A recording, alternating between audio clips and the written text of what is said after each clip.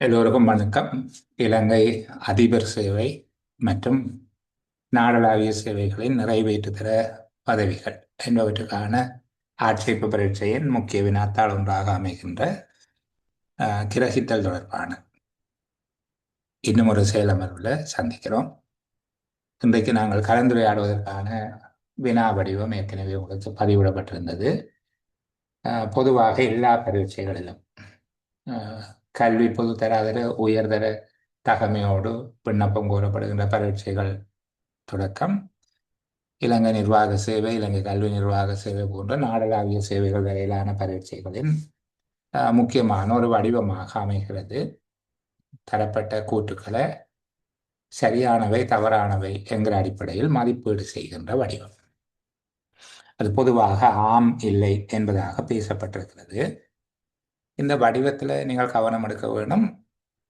நாங்கள் ஒரு விடயத்துக்கு பழக்கப்பட்டோம் என்றால் அதே விடயத்தில் அப்படியே வினாவே எதிர்பார்ப்போம். அப்படி இல்லாமல் யாரேனும் அதில் மாற்றங்கள் செய்யலாம். ஒன்று, கூற்றுக்களை தந்து சரியானவை தவறானவை என்பதாக சரி பிழை என்று எழுத சொல்லி கேட்கலாம். ஆம் இல்லை என்கிற கூற்று தந்து சரியான விடையை தெரிவு செய்வதற்கு தவறானதை வெட்டி விடுக என்பதுதான் கடந்த காலங்களில் அதிகமான பரீட்சைகளில் கேட்கப்பட்ட வடிவம். இந்த திறன் பரிசோதிப்பதற்கான வடிவம், திறன் ஒன்றுதான், பரிசோதிக்கிற வடிவம் அவ்வாறு தான் கேட்டிருந்தார்கள். சரியான விடையை வழங்குவதற்காக தவறான விடையை வெட்டி விட சொல்லி இப்படி கேட்ட வினாக்கள் உண்டு. சில வேளைகளில் இது வடிவ மாற்றம் செய்யப்படலாம். கூற்றுக்கள் தரப்பட்டு கூற்றுக்கள் சரியானவையாயின் சரி எனவும் தவறானவையாயின் பிழை எனவும் எழுதுக என்பதாக தரலாம். கவனமாக இருக்கணும். எங்களுக்கு இருக்கிற ஒரு அதிக பிரசங்கித்தனம், அவர்கள் சரியாயின் சரி எனவும் பிழையாயின் பிழை எனவும் எழுதுக என்று சொல்லி கேட்கிற போது அதில் எழுதி காட்டியிருப்பார்கள். சரி பிழை என்று சொற்களில் எழுதி காட்டியிருப்பார்கள். அந்த வேளைகளில் சரி பிழை என்று குறியீடு செய்யக்கூடாது. நாங்கள் பேப்பர் திருத்தின பழக்கத்துக்கு சரி பிழை போட்டுடக்கூடாது. எந்த காரணம் கொண்டும் அந்த வினா பகுதி மதிப்பீட்டுக்கு உட்படுத்தப்பட மாட்டார். வடக்கு மாகாணத்தினுடைய பட்டதாரி ஆசிரியர்கள் ஆட்சேர்ப்புக்கான பரீட்சை ஒன்றின் போது இவ்வாறான 10 வினாக்கள் ஏறத்தாழ 30 தொடக்கம் 35% வினாத்தாள்கள் புள்ளியிடப்படாமலே விடப்பட்டது. மிக இலகுவான கேள்விகள் கேட்டிருந்தார்கள். அது வேறு ஒரு வினாத்தாள். நான் நினைக்கிறேன் கிரகித்தல் அல்ல, பொது அறிவு, கல்விசார் பொது அறிவு அந்த மாதிரியாக இது இருக்க வேணும். அதில் கேட்டிருந்தார்கள் இலங்கையின் தேசிய மரமான நாகமரம், அதுக்குரிய ரசாயனவியல் பெயர் சொல்லியோ சுவநாகசூரியம் அந்த மாதிரியான ரசாயன பெயர் சொல்லி என்ற பெயரால் அழைக்கப்படுகிறது என்று கேட்டிருந்தார். அப்போ உங்களுக்கு தெரியும் தானே, நாங்கள் உடனடியாக அது சரி என்று சொல்லி சரியை போட்டுவிட்டோம். அதற்கு பரீட்சகர்கள் வினாத்தாள் மதிப்பீட்டின் போது சரியே போடவில்லை. அவர்கள் அந்த பகுதியை வெட்டி விட்டார்கள். அப்போ கவனமாக இருக்கணும். அதில் இன்னொரு வடிவம் இருக்குது. சில வேளைகளில் கூற்று சரியாயின் 1 எனவும் பிழையாயின் 2 எனவும் எழுதுக, அல்லது ஆம் எனில் 1 எனவும் இல்லை எனில் 2 எனவும் எழுதுக என்பதாகவும் வரலாம். நான் இது திரும்ப சொல்லுகிறது, நாங்கள் பெரிய அளவில் பயிற்சி செய்து கொண்டு போக சிறிய தவறுகளினால அதிக பாதிப்புகளை எதிர்கொள்ளலாம் என்கிற அடிப்படையில் சொல்லியிருக்கிறேன். அதை கொஞ்சம் மனசில் வச்சுக்கொள்ளுங்க. சரி, நாங்கள் இப்போ வினாத்தாளுக்குள்ளே போவோம். ஏற்கனவே அந்த வினாத்தாள் உங்களோட கையில் இருக்கு. பெரும்பாலானவர்கள் அதற்குரிய விடைகளையும் செய்திருப்பீர்கள் என்று நினைக்கிறேன். அதிபர் சேவையை சேர்ந்த 2 சகோதரர்களா சகோதரிகளா எனக்கு தெரியல, அதற்குரிய விடைகளை எனக்கு அனுப்பியும் இருந்தார்கள். இதை திருத்தி கொடுக்க முடியுமா என்று சொல்லி. அப்போ அவர்களுடைய ஆர்வத்துக்கு முதல்ல நாங்கள் மதிப்பளிக்க வேண்டும். அவர்களுக்கு பாராட்டுக்கள். சரி, இப்போ கேள்வியை வாசிப்போம். கீழே தரப்பட்டுள்ள உரைப்பகுதிகளை வாசித்து 1 தொடக்கம் 56 வரையான வினாக்களுக்கு அவற்றின் கீழ் தரப்பட்டுள்ள முடிவுகள் சரியாயின் ஆம் என்பதையும் பிழையாயின் இல்லை என்பதையும் குறிப்பதற்கு முடிவுக்கு எதிரே அடைப்புக்குள் தரப்பட்டவற்றில் ஒன்றை தெரிந்து தேவையற்றதை தனிக்கோட்டினால் வெட்டி விடுக. இதுதான் அறிவுறுத்தல். இங்க 56 வினாக்கள் தரப்பட்டிருக்குது. ஏன் என்றால் கடந்த கால வினாத்தாள்களில் இருந்து வெளியிலே கிடைக்கக்கூடியதாக இருப்பனவும் கிடைக்க சிரமமாக இருப்பதுமான வினாத்தாள்களிலே இருந்து பொறுக்கி எடுக்கப்பட்ட வினாக்கள் இவை. எந்த வினாவையும் தவிர்த்து விடுவதற்கு எனக்கு விருப்பமில்லை. இது நான் ஒரு குறிப்பிட்ட காலத்துக்கு முன்னரே தயாரித்த வினாத்தாள், நேற்று இன்றைக்கு உங்களுக்காக தயாரித்தது அல்ல. கடந்த கால வினாத்தாள்களை உள்ளடக்கியதாக இந்த வினா பத்திரம் தயாரிக்கப்பட்டிருந்தது. இந்த செயலமர்வில் இருந்து இன்றைக்கு தவற விட்டிருந்தாலும் அதை நாங்கள் மறப்போம் மன்னிப்போம் என்பது போல இனி வருகிற காலப்பகுதிகளில் உங்களுக்கு பதிவிடப்படுகிற வினாத்தாளை தயவு செய்து நேரம் குறித்து பயிற்சி செய்யுங்க. ஒரு வினாத்தாள் பதிவிடப்பட்டால் அதில் எவ்வளோ நேரம் போட்டிருக்கு என்று பாருங்க. அந்த நேரத்தில் உங்களால் எத்தனை சதவீதத்தை பூர்த்தி செய்ய முடிகிறது என்று பார்க்கலாம். எத்தனை சதவீதத்தை பூர்த்தி செய்ய முடிகிறதுங்கிறது அங்கே வினாத்தாளுக்கு வழங்கப்பட்டிருக்கிற புள்ளிகளை வைத்துக்கொண்டு மொத்தம் 100 புள்ளிகள் என்றால் ஒவ்வொரு வினாவுக்கும் சில வேளைகளில் நீங்கள் 2 வினாக்களை தான் பூர்த்தி செய்ய முடிந்திருக்கிறது. ஆனால் 2 வினாக்களுக்கு உரிய புள்ளிகள் 80 என்று வச்சுக்கொண்டால் நீங்கள் 80 வீதத்தை பூர்த்தி செய்கிறீர்கள். 70 புள்ளிகள் என்றால் 70 வீதத்தை பூர்த்தி செய்கிறீர்கள். எத்தனை வீதம் என்பது கேள்விகளின் எண்ணிக்கை அல்ல, அந்த புள்ளிகளுக்குரியது. அதுபோல இந்த 56 வினாக்கள், உண்மையிலே 50 வினாக்கள்லாம் நான் ஒரு 6 மேலதிகமாக போட்டிருந்தது. 50 வினாக்களை உங்களால் 2 மணி நேரத்தில் விடையளிக்க முடிகிறதா என்கிறத பார்க்க வேண்டும். அப்படி முடிந்தால் நீங்கள் ஏறத்தாழ வெற்றி நிச்சயம் என்கிற மட்டத்தில் இருக்கிறீர்கள். இனி 50ல் எத்தனை சரி வருகிறதுங்கிறது அடுத்த கட்டம். 50 வினாக்களுக்கு விடையளிக்க முடிகிறதா? அப்படி முடிய இல்லைன்னா பரவாயில்லை, நாம் ஆரம்ப கட்டத்தில் தானே இருக்கிறோம். இன்னும் 1 மாதமோ 2 மாதமோ மேலதிகமாக பயிற்சி செய்ய போகிறோம். அந்த பயிற்சியினூடாக எங்களுடைய முன்னேற்றத்தை நாங்கள் அடுத்தடுத்த வினாத்தாள்களில் மதிப்பீடு செய்து கொள்ள முடியும். ஆனால் ஒவ்வொரு வினாத்தாள்லையும் தொடர்ச்சியாக இனி அந்த பயிற்சியை நீங்கள் செய்து கொள்ள வேண்டும். குறிப்பாக அதிபர் சேவை, நாடளாவிய சேவைகளை சார்ந்தவர்கள், ஏனைய பிள்ளைகள், இதில் பார்வையாளர் அந்தஸ்தில் அமர்த்தப்பட்டிருக்கிறவர்கள், உங்களுக்கு என்று பிரத்யேக வினாத்தாள்கள், பிரத்யேக வகுப்புகள் நடைபெறும். அந்த வினாத்தாள்களை செய்து பார்த்தால் போதுமானது. இது உங்களுடைய திறன் விருத்திக்கான ஒரு வாய்ப்பு, அவ்வளவுதான். இது உங்களுக்குரிய செயலமர்வு அல்ல என்கிறதை அடிப்படையாக வைத்துக்கொண்டு நீங்கள் இங்கே பார்வையாளர்களாக இருந்து புதினம் பார்க்கலாம், திறன்களை கற்றுக்கொள்ளலாம். சரி, இப்போ குறிப்பா அதிபர் சேவையை சேர்ந்தவர்களுக்கும் நாடளாவிய சேவையை சேர்ந்த திறந்த போட்டி பரீட்சை மற்றும் கணக்காளர் சேவை, இலங்கை கல்வி நிர்வாக சேவை போன்றவற்றை இலக்காக கொண்டு இங்கே இந்த குழுமத்தில் இருக்கக்கூடியவர்களுக்காகவும் நான் சொல்லக்கூடிய சில நுட்பங்கள். இப்படி வினாத்தாள்கள் வருமாக இருந்தால் நீங்கள் பெரும்பாலும் அதிபர் சேவையை பொறுத்தவரையில் ஒரு பெரிய வினாவினுடைய பிரிவாகத்தான் இது வரும். 5, 5, 10 கேள்விகள் கொண்டதாக வரலாம். சில வேளை 5 கேள்விகளாகவும் இருக்கலாம். நீங்கள் ஒட்டுமொத்தமாக எந்த வினாபத்திரமாக இருந்தாலும் ஒட்டுமொத்தமாக அந்த வினாபத்திரத்தை முழுமையாக வாசிக்கும். இலகுவான வினாப்பகுதிகளிலிருந்து விடையளிப்பதற்கு ஆரம்பிங்கள். மிக இலகுவானவை, இலகுவானவை, கடினமானவை, மிக கடினமானவை என்கிற ஒழுங்கிலே அந்த வினாக்களுக்கு விடையளிப்பது சிறந்தது. நான் திரும்பவும் சொல்லுகிறேன், இங்கே இலகுவானவை, மிக இலகுவானவை, இலகுவானவை, கடினமானவை, மிக கடினமானவை என்பது வினாபத்திரம் சார்ந்தது அல்ல, அது உங்களை சார்ந்தது. சிலருக்கு மிக கடினமானவையாக இருப்பது சிலருக்கு மிக இலகுவானவையாக இருக்கலாம், மாறி நிகழலாம். இது அவர்களுடைய அந்த டிசிப்ளின், அவர்களுடைய துறை சார்ந்தது. அவர்கள் எந்த துறையிலிருந்து வந்தார்கள், அந்த துறை சார்ந்த அவர்களுடைய வாசிப்பு அனுபவம் சார்ந்த அவர்களுடைய முன் அனுபவம் சார்ந்த பயிற்சி திறன்கள் சார்ந்ததாக இருக்கும். இது ஆளாளுக்கு வேறுபடும். உங்களுக்கு எது இலகுவாக இருக்கிறதோ அதை செய்யுங்க. ஆனால் ஒரு காரியம் செய்யக்கூடாது, இலகுவாக இருக்கிறது என்று விடையளிக்க ஆரம்பித்து விட்டு நேரம் அதிகமாக செலவாகுது என்று அதை விட்டுட்டு இன்னொரு வினாவுக்கு தாவக்கூடாது. இந்த மோடன் கிணறு வெட்டின மாதிரி என்று சொல்லுவாங்க, அப்படி வேலைகள் செய்யக்கூடாது, மிக முக்கியம். சரி, இன்றைக்கு அதிக நேரம் உபதேசமாக போயிட்டு நாங்கள் தொடர்ந்து செஷனுக்குள்ளேயே போவோம்.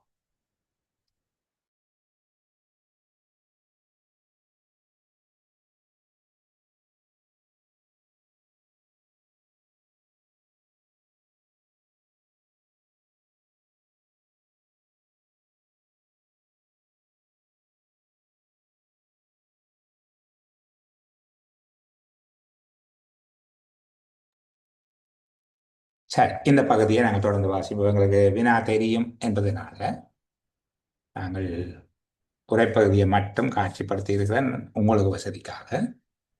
பணிகள் துறையின் விரிவாக்கமானது நுகர்வோர் விருப்புகளின் அதிகரிப்பினையும் பொருளாதார பரிமாற்றங்கள் மற்றும் உற்பத்தி கருவிகளது அதிகரிப்பினையும் புலப்படுத்துகிறது. 1857 ஏர்னஸ்ட் ஏஞ்சல் என்ற ஜேர்மன் பொருளாதார அறிஞர் செல்வ நிலையுடைய குடும்பங்கள் வீட்டு வரவு செலவு திட்டத்தில் குறைந்த பங்கையே உணவுக்காக ஒதுக்கியதாக குறிப்பிட்டார். அதிகரித்த வருமானம் ஈட்டும் நாடொன்று வருமானத்தின் குறைந்த பங்கையே உணவு, உறைவிடம் மற்றும் பௌதீக ஆடம்பரம் மிக்க பிற பொருட்களின் மீது செலவிடும். அவர்கள் தமது வாழ்க்கையை அதிக பாதுகாப்பாகவும் மகிழ்ச்சியானதாகவும் ஆக்க அதிக சேவைகளை வேண்டி நிற்பர். பொருளாதாரமானது அதிகளவான இத்தகைய சேவைகளை கேள்விக்கேற்ப வழங்க சேவைகள் துறையின் வெளியீடு அதிகரிக்கும். பல பணிகள் தேசிய வெளியீட்டின் பிரதான உள்ளீடுகளாக விளங்குகின்றன.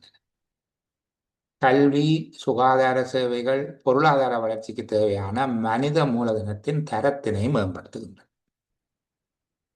தகவல் தொழில்நுட்பம், தொலைத்தொடர்பு மற்றும் நிதியியல் பணிகள் போன்ற சேவைகள் வளரும் நிறுவனங்களுக்கு அத்தியாவசியமானதாகும்.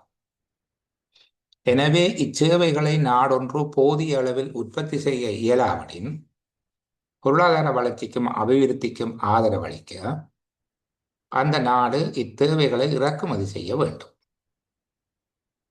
பெரும்பாலும் நாடுகளுக்கிடையில் வர்த்தகத்துக்கு உட்படும் உற்பத்தி பொருளை போலன்றி பணிகளானவை சர்வதேச ரீதியாக 4 வெவ்வேறு வகைகளில் வர்த்தகப்படுத்தப்படுகின்றன. தொலைத்தொடர்பு பணிகள், துறைமுக பணிகள், உல்லாச பயண பணிகள் மற்றும் ஊழியம் வழங்கும் பணிகள் என்பனவே இலங்கையின் பிரதான பணி ஏற்றுமதிகளாகும். தொடர்பாடல், தகவல் தொழில்நுட்பம் மற்றும் போக்குவரத்தில் ஏற்பட்ட புரட்சிகர வளர்ச்சியானது நாடுகளிடையே பணிகளின் சர்வதேச வர்த்தகத்துக்கு வகை செய்துள்ளது.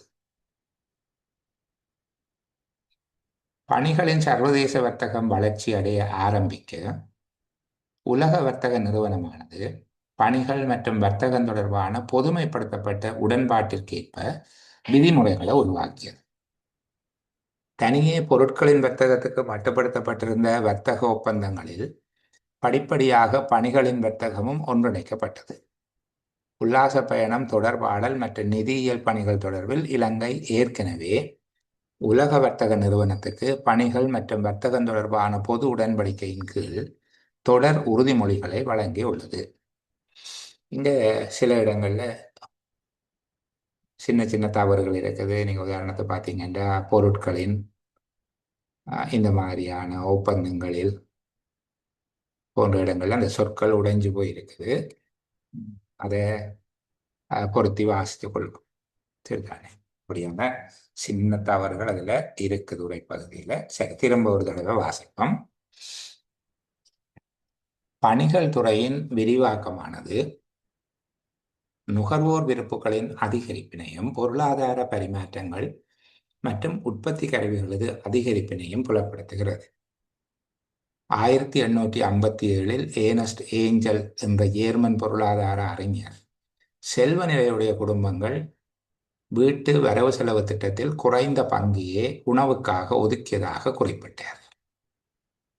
அதிகரித்த வருமானம் ஈட்டும் நாடொன்று வருமானத்தின் குறைந்த பங்கையே உணவு, உறைவிடம் மற்றும் பௌதீக ஆடம்பரம் மிக்க பிற பொருட்களின் மீது செலவிடும். அவர்கள் தமது வாழ்க்கையை அதிக பாதுகாப்பாகவும் மகிழ்ச்சியானதாகவும் ஆக்க அதிக சேவைகளை வேண்டி நிற்பர். பொருளாதாரமானது அதிக அளவான இத்தகைய சேவைகளை கேள்விக்கேற்ப வழங்க சேவைகள் துறையின் வெளியீடு அதிகரிக்கும். பல பணிகள் தேசிய வெளியீட்டின் பிரதான உள்ளீடுகளாக விளங்குகின்றன. கல்வி, சுகாதார சேவைகள் பொருளாதார வளர்ச்சிக்கு தேவையான மனித மூலதனத்தின் தரத்தை மேம்படுத்துகின்றன. தகவல் தொழில்நுட்பம், தொலைத்தொடர்பு மற்றும் நிதியியல் பணிகள் போன்ற சேவைகள் வளரும் நிறுவனங்களுக்கு அத்தியாவசியமானதாகும். எனவே இச்சேவைகளை நாடொன்று போதிய அளவில் உற்பத்தி செய்ய இயலாவிடின் பொருளாதார வளர்ச்சிக்கும் அபிவிருத்திக்கும் ஆதரவளிக்க அந்த நாடு இத்தேவைகளை இறக்குமதி செய்ய வேண்டும். பெரும்பாலும் நாடுகளுக்கிடையில் வர்த்தகத்துக்கு உட்படும் உற்பத்தி பொருளை போலன்றி பணிகளானவை சர்வதேச ரீதியாக 4 வெவ்வேறு வகைகளில் வர்த்தகப்படுத்தப்படுகின்றன. தொலைத்தொடர்பு பணிகள், துறைமுக பணிகள், உல்லாச பயண பணிகள் மற்றும் ஊழியம் வழங்கும் பணிகள் என்பனவே இலங்கையின் பிரதான பணி ஏற்றுமதிகளாகும். தொடர்பாடல், தகவல் தொழில்நுட்பம் மற்றும் போக்குவரத்தில் ஏற்பட்ட புரட்சிகர வளர்ச்சியானது நாடுகளிடையே பணிகளின் சர்வதேச வர்த்தகத்துக்கு வகை செய்துள்ளது. பணிகளின் சர்வதேச வர்த்தகம் வளர்ச்சியடைய ஆரம்பிக்க உலக வர்த்தக நிறுவனமானது பணிகள் மற்றும் வர்த்தகம் தொடர்பான பொதுமைப்படுத்தப்பட்ட உடன்பாட்டிற்கேற்ப விதிமுறைகளை உருவாக்கியது. தனியே பொருட்களின் வர்த்தகத்துக்கு மட்டுப்படுத்தப்பட்டிருந்த வர்த்தக ஒப்பந்தங்களில் படிப்படியாக பணிகளின் வர்த்தகமும் ஒன்றிணைக்கப்பட்டது. உல்லாச பயணம், தொடர்பாடல் மற்றும் நிதியியல் பணிகள் தொடர்பில் இலங்கை ஏற்கனவே உலக வர்த்தக நிறுவனத்துக்கு பணிகள் மற்றும் வர்த்தகம் தொடர்பான பொது உடன்பாட்டின் கீழ் தொடர் உறுதிமொழிகளை வழங்கியுள்ளது. உண்மையிலே இந்த வடிவ வினாவுக்கு எப்படி பதிலளிக்க வேண்டும் என்றால், ஒரு தடவை உரைப்பகுதியை வாசிக்க வேணும். அதுக்கு பின்பாக கீழே இருக்கக்கூடிய கேள்விகளை வாசிக்க வேணும். திரும்ப உரைப்பகுதியை வாசிக்க வேணும். இப்படி வாசிக்கிறது பொருத்தமா, இப்படி வாசித்தால் நல்லது. அதுக்கு பிறகு நாங்கள் இந்த உரைப்பகுதியை வேறு விதமான பகுப்பாய்வு ரீதியான கற்றல் தேவைகளுக்கு பயன்படுத்திக் கொள்வோம். இல்லாவிட்டால் இந்த முறைமே எங்களுக்கு கைவராமல் போயிடும். எப்போவுமே நாங்கள் கூட நேரம் எடுத்து அதை பகுப்பாய்வு செய்து அதுக்கு பிறகு பந்தி விளங்குறது எங்களுக்கு பிரச்சனை இல்லை, அது விளங்கும். ஆனால் இப்போ நாங்கள் 2 தடவை வாசிச்சுட்டோம் தானே, இது கொஞ்சம் சிரமமாக இருக்கும். எல்லா துறையினருக்கும் இது பொருத்தமானது அல்ல. புவியியல், பொருளியல் போன்ற துறைகளில் இருக்கக்கூடியவர்களுக்கு இந்த பகுதி பொருத்தமாக இலகுவாக விளங்கிக் கொள்ள முடியும். மற்றவர்களுக்கு இது கொஞ்சம் புரிதல் குறைபாட்டை தரும் என்பதனால 2 தடவை வாசித்தோம். இப்போ கேள்விகளை வாசிச்சுட்டு முடியுமா என்று பார்ப்போம். ஒரே தடவையில் விடையளிக்க முடியுமா அல்லது கேள்விகளை வாசிச்சுட்டு இன்னொரு தடவை மேலே போகும். முதலாவது விடயம் சொல்லப்பட்டிருக்கு. இப்பந்திக்கு பொருத்தமான தலைப்பு பணிகள் வர்த்தகம் ஆகும். விடைய சொல்லுங்க யாராவது, நாங்கள் திரும்ப அதை சரி பார்த்துக் கொள்வோம், பிரச்சனை இல்லை. இல்லைன்னு சொல்லுவாங்க சார். ஆம் ஆம் சார். ஆம் ஆம் சார். ஆம் என்பது விட என்ன செய்ய வேணும்? இல்லை என்றதை வெட்டணும். இல்லையே வெட்டணும். இல்லையே வெட்டணும். சில பேர் இல்லை என்பது விடையாக சொல்லியிருக்கிறார்கள். ஆகவே நாங்கள் இந்த முதலாவது உரைப்பகுதிக்கு 2 விதமான விடைகளும் இருப்பதால் இப்போதைக்கு பதிலளிக்க இல்லை. சரி, 2வது, பொருட்கள் ஏற்றுமதியை போலவே பணிகள் ஏற்றுமதியும் உலகில் பரவலாகி உள்ளது. ஆம் ஆம் இல்லை என்பதை வெட்டணும். இதுக்கு ஆம். சரி, அப்ப இல்லை என்பதை யாரும் விடையாக சொல்லாதபடியால் இதுக்கு விடையளிப்போம் நாங்கள். 3வது, பணிகளின் வர்த்தகத்தை ஆரம்பிப்பதற்கு முதலில் உலக வர்த்தக நிறுவனத்திடமிருந்து அனுமதி பெறப்படல் வேண்டும். இல்லை இல்லை. ஆம வெட்டணும். இல்லை. ஆம் என்கிற விடை யார்கிட்டையும் இருக்கா?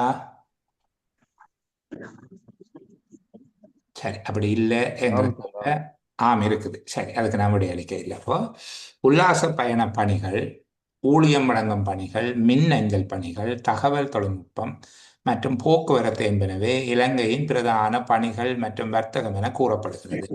இல்லை இல்லை. ஆம வெட்டணும். இல்லை. சரி, எல்லாரும் ஏற்றுக்கொள்றதால நான் அதை எழுதிக் கொள்வோம். சர்வதேச வர்த்தக சட்ட ஆணையிடும் அதிகாரம் சர்வதேச வர்த்தக நிறுவனத்துக்கே வழங்கப்பட்டுள்ளது. இல்லை. ஆம வெட்டணும். சர்வதேச வர்த்தக சட்ட ஆணையிடும் அதிகாரம் சர்வதேச வர்த்தக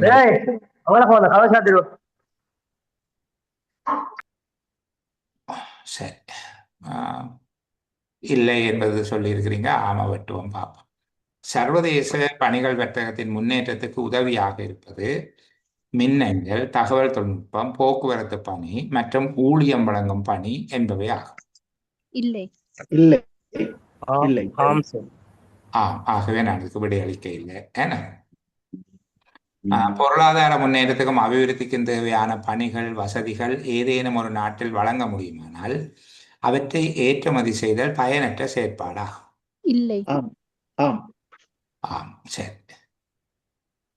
பொருளாதார நடவடிக்கைகள் உயர்ந்து செல்லல் மற்றும் உத்திகள் வளர்ச்சியடைய செய்தல் ஆகியன பணிகள் வர்த்தக பிரிவின் விரிவாக்கமாகும். இல்லை. ஆம் ஆம் இல்லை இல்லை சரி. ஆம். குடும்பம் ஒன்று செல்வம் மிக்கதாக மாறும்போது உணவுக்காக குறைந்த சதவீதம் ஒதுக்குவதன் மூலமாக அதன் நுகர்வு சுவையில் ஏற்பட்ட மாற்றம் பிரதிபலிக்கின்றது. இல்லை. ஆம் ரெண்டு ஆம் விடைகள் சார். ஆம். நாங்கள் வெயிட் பண்ணுவோம் என்ன? ஆம் சரி. ஒரு நாட்டில் பௌதீக தேவைகளுக்கான செலவுகள் வருமானம் அதிகரித்தால் மட்டுமே கிரமமாக குறைவடையும். ஆம். ஆம் ஆம் இல்லை இல்லை. இல்லை. இல்லை ஒரு நாட்டில் வருமானம் அதிகரிக்கும் போதே தனியார் வாழ்க்கையை மிகவும் பாதுகாப்பானதாகவும் மகிழ்ச்சியானதாகவும் வாழ்தல் பற்றிய பணிகளுக்கான அதிக கேள்வி ஏற்படும். ஆம் ஆம். ஆம். இல்லை வெட்டணும் இல்லையே வெட்டணும்ன்றீங்க. அப்ப சரி என்ன? சரி. நிலவுகின்ற கேள்விகளை பூரணப்படுத்துவதற்காக பொருளாதாரம் மூலமாக மிக அதிகமான பணிகளை வழங்குதலுக்கும் அதற்கிணங்க பணிகள் பிரிவின் உற்பத்தி வளர்ச்சியடைவதற்கும் இடையே நிலவுவது ஒரு காரண காரிய தொடர்பாகும் என்பதே இப்பந்திய ஆசிரியரின் கருத்தாகும். ஆம். ஆம் ஆம் ஆம். ஆம். இல்லை என்பதை ஆம். வெட்ட வேண்டும். மனித மூலதனத்தின் பண்புசார் தன்மையின் விருத்திக்கு அவசியமான பணிகள் இரண்டும் விருத்தியடையும் வர்த்தகத்துக்கு பொருத்தமான பணிகள் மூன்றும் இப்பந்தியில் குறிப்பிடப்பட்டுள்ளன. ஆம். ஆம் ஆம். மனித மூலதனத்தின் பண்புசார் தன்மை பொருளாதார வளர்ச்சியின் வழியாகவே விருத்தியடைகிறது. ஆம். ஆம் இல்லை ஆம் இல்லை இல்லை. என்பதை வெட்ட வேண்டும். இல்லை சார். நானும் வெட்டணும் ரெண்டு விடையும் இருக்கிறபடியால நாங்கள் விடையளிக்க இல்லை. தேசிய உற்பத்திகளின் முக்கிய உள்ளீடுகளாக கருதப்படுகின்ற பணிகள் 6 இப்பந்தியில் உள்ளடக்கப்பட்டுள்ளன. இல்லை இல்லை. இல்லை. இல்லை இல்லை ஆம் என்பதை வெட்ட வேண்டும். இல்லை சரி. அப்போ இந்த பகுதியை திரும்ப ஒரு தடவை வாசிப்போம். இந்த பகுதியை பாருங்க. படிக்கிற நேரத்துல நீங்கள் உங்க கதைக்கிறீங்கன்னா மெக்க நிப்பாட்டிட்டு கதைக்கணும் என்ன? சரி. இந்த பகுதியை திருப்பி வாசிப்போம். கொஞ்சம் எளிமையா புரிந்து கொள்ள நீங்கள் என்ன செய்றீங்கன்னா இது கொஞ்சம் பதட்டமா இது அணுகுகிற போதே நீங்க ஒரு பெரிய மல்யுத்த வீரன் மாதிரியான ஒரு எண்ணத்தோட இது அணுக வேண்டும். சரிதானே? மிக எளிமையா எங்களுக்கு விளங்கினால் நல்ல விளங்கையில் என்றாலும் நல்ல அவ்வளவுதான். அப்படி பார்த்து கொண்டு போனீங்கன்னா இலகுவாக விளங்கும். அதிக பதட்டம் பிரச்சனை வரும். அப்படி செய்யணும். அது உங்களுக்கு சரியான விடையை கண்டடைவதற்கு சில வேளைகளில் தடையாக அமையும். எளிமையாக கொஞ்சம் வாசி. சரிதானே? எளிமையாக இந்த பகுதியை வாசிப்போம். அப்படி இருக்குண்டா முதல்ல இந்த பகுதி சொல்றாங்க. பணிகள் துறையின் விரிவாக்கமானது நுகர்வோர் விருப்புகளின் அதிகரிப்பினையும் பொருளாதார பரிமாற்றங்கள் மற்றும் உற்பத்தி கருவிகளது அதிகரிப்பினையும் புலப்படுத்துகிறது. பணிகள் துறையின் விரிவாக்கமானது நுகர்வோர் விருப்புகளின் அதிகரிப்பினையும் பொருளாதார பரிமாற்றங்கள் மற்றும் உற்பத்தி கருவிகளது அதிகரிப்பினையும் புலப்படுத்துகிறது. இந்த விடயத்தை யார் எளிமையாக எல்லாருக்கும் விளங்கக்கூடிய மாதிரி சொல்லக்கூடிய ஒரு ஆள் சொல்லுங்களேன்.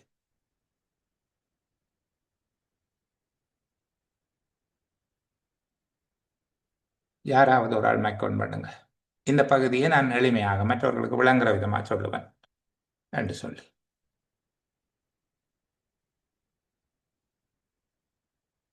ஜெகதீசன் வந்தீங்க போல போயிட்டீங்க. பரவாயில்ல. வேற யாராவது?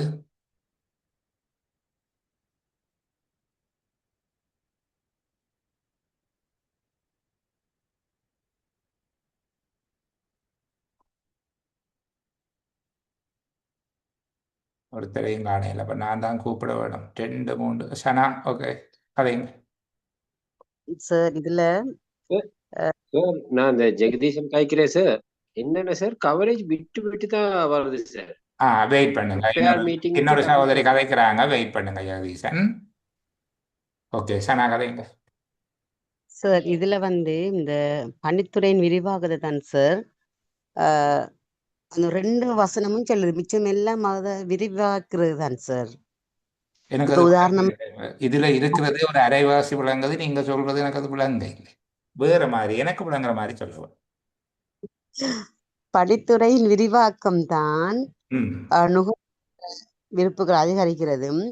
அதே நேரம் பொருளாதார பரிமாற்றங்கள் மற்றும் உற்பத்தி கருவிகள் அதிகரிப்பையும் புலப்படுத்துறது தான் சார். பின்னுக்கு வர அவ்வளவு தெளிவும். ஓ இல்லை, அது சரி, அந்த பகுதியை நான் ஏற்றுக்கொள்ளுகிறேன். ஆனால் இது இந்த சாராம்சம் எங்களுக்கு விளங்குற மாதிரி எளிமையாக சொல்ல முடியுமா? உங்களுக்கு விளங்கிட்டுன்றது எனக்கு விளங்குது. பரவாயில்ல, ரிஃபான் வெயிட் பண்றாரு, அவர்கிட்ட கேட்போம். ரிஃபான் பேசுங்க இப்போ. சார் இதுல இப்ப தேவை விருப்பம்ன்ற ஒரு கான்செப்ட் ஒன்று இருக்கு. ம் தேவைன்றது மனிதனுக்கு அடிப்படையா வேண்டியது. இப்ப உணவு, உடை, உறையுள்ள மாதிரி விருப்பம் நாங்க அதை தெரிவு செய்யறோம், அதை பூர்த்தி செய்யறோம். இப்ப உணவுண்டா ஒவ்வொரு ஆளுக்கும் இந்த விருப்பம் வேறுபடும். ஒரு ஆள் சோறு சாப்பிடலாம், நூடுல்ஸ் சாப்பிடலாம், அது விருப்பம். அப்ப சார் இந்த சேவைத்துறையினுடைய விரிவாக்கம் அந்த விருப்புகளை அதிகரிச்சிருக்கு. அதாவது பல்வேறு விதமான உணவுப் பொருட்களை அல்லது பொருட்களை நுகர்றத குறிக்குது. அதால பொருளாதார பரிமாற்றங்கள், அதாவது வியாபாரம் வளர்ச்சி ஏற்படுத்திருக்கு. அதே மாதிரி உற்பத்தி பொருட்களுடைய அதிகரிப்பும் ஏற்பட்டிருக்குன்னு சொல்லியிருக்காங்க. எனக்கு ரிஃபான் சொல்லுங்க, இங்கு பணிகள் துறையின் விரிவாக்கம் ஏற்படுத்துகின்ற எத்தனை விளைவுகள் சொல்லப்பட்டிருக்கு இந்த பகுதிக்குள்ள? இப்ப நாங்கள் அடையாளப்படுத்த 2 சார். 2 பகுதி என்னென்னு சொல்லுங்களே. 1 சார், நுகர்வோர் விருப்புகள் அதிகரிச்சிருக்கு. பொருளாதார பரிமாற்றங்கள் மற்றும் அதனுடைய உற்பத்தி கருவிகளுடைய அதிகரிப்பும் ஏற்பட்டிருக்கு. சரி, ரிஸ்லா இது எளிமையாக சொல்ல முடியுமா? சார் நான் அவர் சொன்னதுதான் சொல்ல வந்தேன், அவர் சொல்லிட்டார். அதான் சொன்னீங்க. ஓகே, சரி சகோதரங்கள், நாங்கள் இதை பார்ப்போம். என்னென்னாலும் இங்கே எளிமையாக என்று நான் சொன்னது, எங்களுக்கு இந்த துறை சாராதவர்கள் என் போன்ற நபர்கள் இருப்பார்கள் தானே, அவர்களுக்காகத்தான் இந்த பகுதியை கேட்டேன் நான். இதுக்கு யாராவது எக்கனாமிக்ஸ் டீச்சர்ஸ் இருப்பீங்க என்று சொல்லி உங்களுக்கு விளங்குது என்கிறது எனக்கு விளங்குது. ஆனால் நீங்கள் பேசுகிறத சாதாரண வார்த்தையில் சொல்ல முடியுமா என்பதுதான் என்னுடைய கேள்வி. இங்கே முதல்ல சொல்கிறாங்க என்னென்னா, நுகர்வோர் விருப்புகளின் அதிகரிப்பு. இப்போ நுகர்வோருடைய விருப்பங்கள் அதிகரித்தல் என்று சொல்லுகிறது நுகர்வோருடைய தெரிவு. நுகர்வோர் வாங்குவதற்கு இப்போ நீங்கள் பார்த்தீங்கன்னா ஒரு நெருக்கடியான காலம், வரம்பப்பட்ட காலம், அல்லது இந்த இயற்கை பேரிடர் நிகழ்ந்த காலம், இந்த பகுதிகளில் எப்படி இருப்பாங்க? கிடைக்கிறத வாங்கி சாப்பிட்டு பாதுகாப்பாக ஒரு இடத்துல இருந்து கொண்டா சரி அப்படின்னு தான் சரி. நுகர்வோருடைய விருப்பம் அதிகரித்தல்ங்கிறது அவர்கள் வேறு வேறு பொருட்களை வாங்குறது, வேறு வேறு விதமான பண்டங்களை நுகர்றது, இந்த மாதிரி அவர்களுடைய தெரிவுகள் விரிவடைந்து செல்வதை காட்டும். 2வது, பொருளாதார பரிமாற்றங்கள், எக்கனாமிக் டிரான்சாக்ஷன்ங்கிறது இங்கே வெறும் பணப்பரிமாற்றமாக கருதக்கூடாது. ஒரு பொருளை அல்லது சேவையை கொடுத்து தானே நாங்கள் பணத்தை வாங்குவோம்.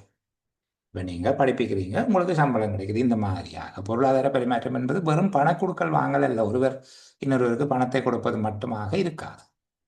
பொருளாதார பரிமாற்றம் என்று சொல்லப்படுவது அங்கே சேவைகள் அல்லது பண்டங்கள் என்பது வழங்கப்பட்டு அதற்கு பதிலாக பணம் பெறப்படுகிறது.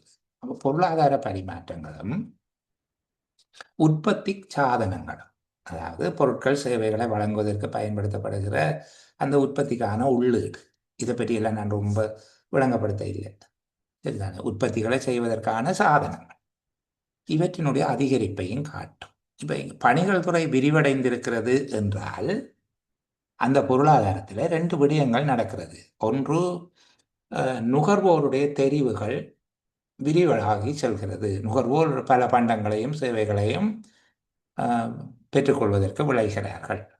2வது, அங்கு பொருளாதார கொடுக்கல் வாங்கல்களும் உற்பத்தி சாதனங்களும் வளர்ச்சி அடைந்து செல்லுகிறது. ஆகவே ஒரு பொருளாதாரத்தின் மேல் நோக்கிய வளர்ச்சியை பணிகள் துறையின் விரிவாக்கம் காட்டும். மறுவளமாக சொன்னால், பணிகள் துறை வளர்ச்சி அடைகிறது என்றால் அதன் அர்த்தம் அங்கு நுகர்வோருடைய தெரிவுகள் அல்லது அவர்களுடைய கொள்வனவு ஆற்றலும் விருப்பமும் அதிகரித்து செல்லுகிறது.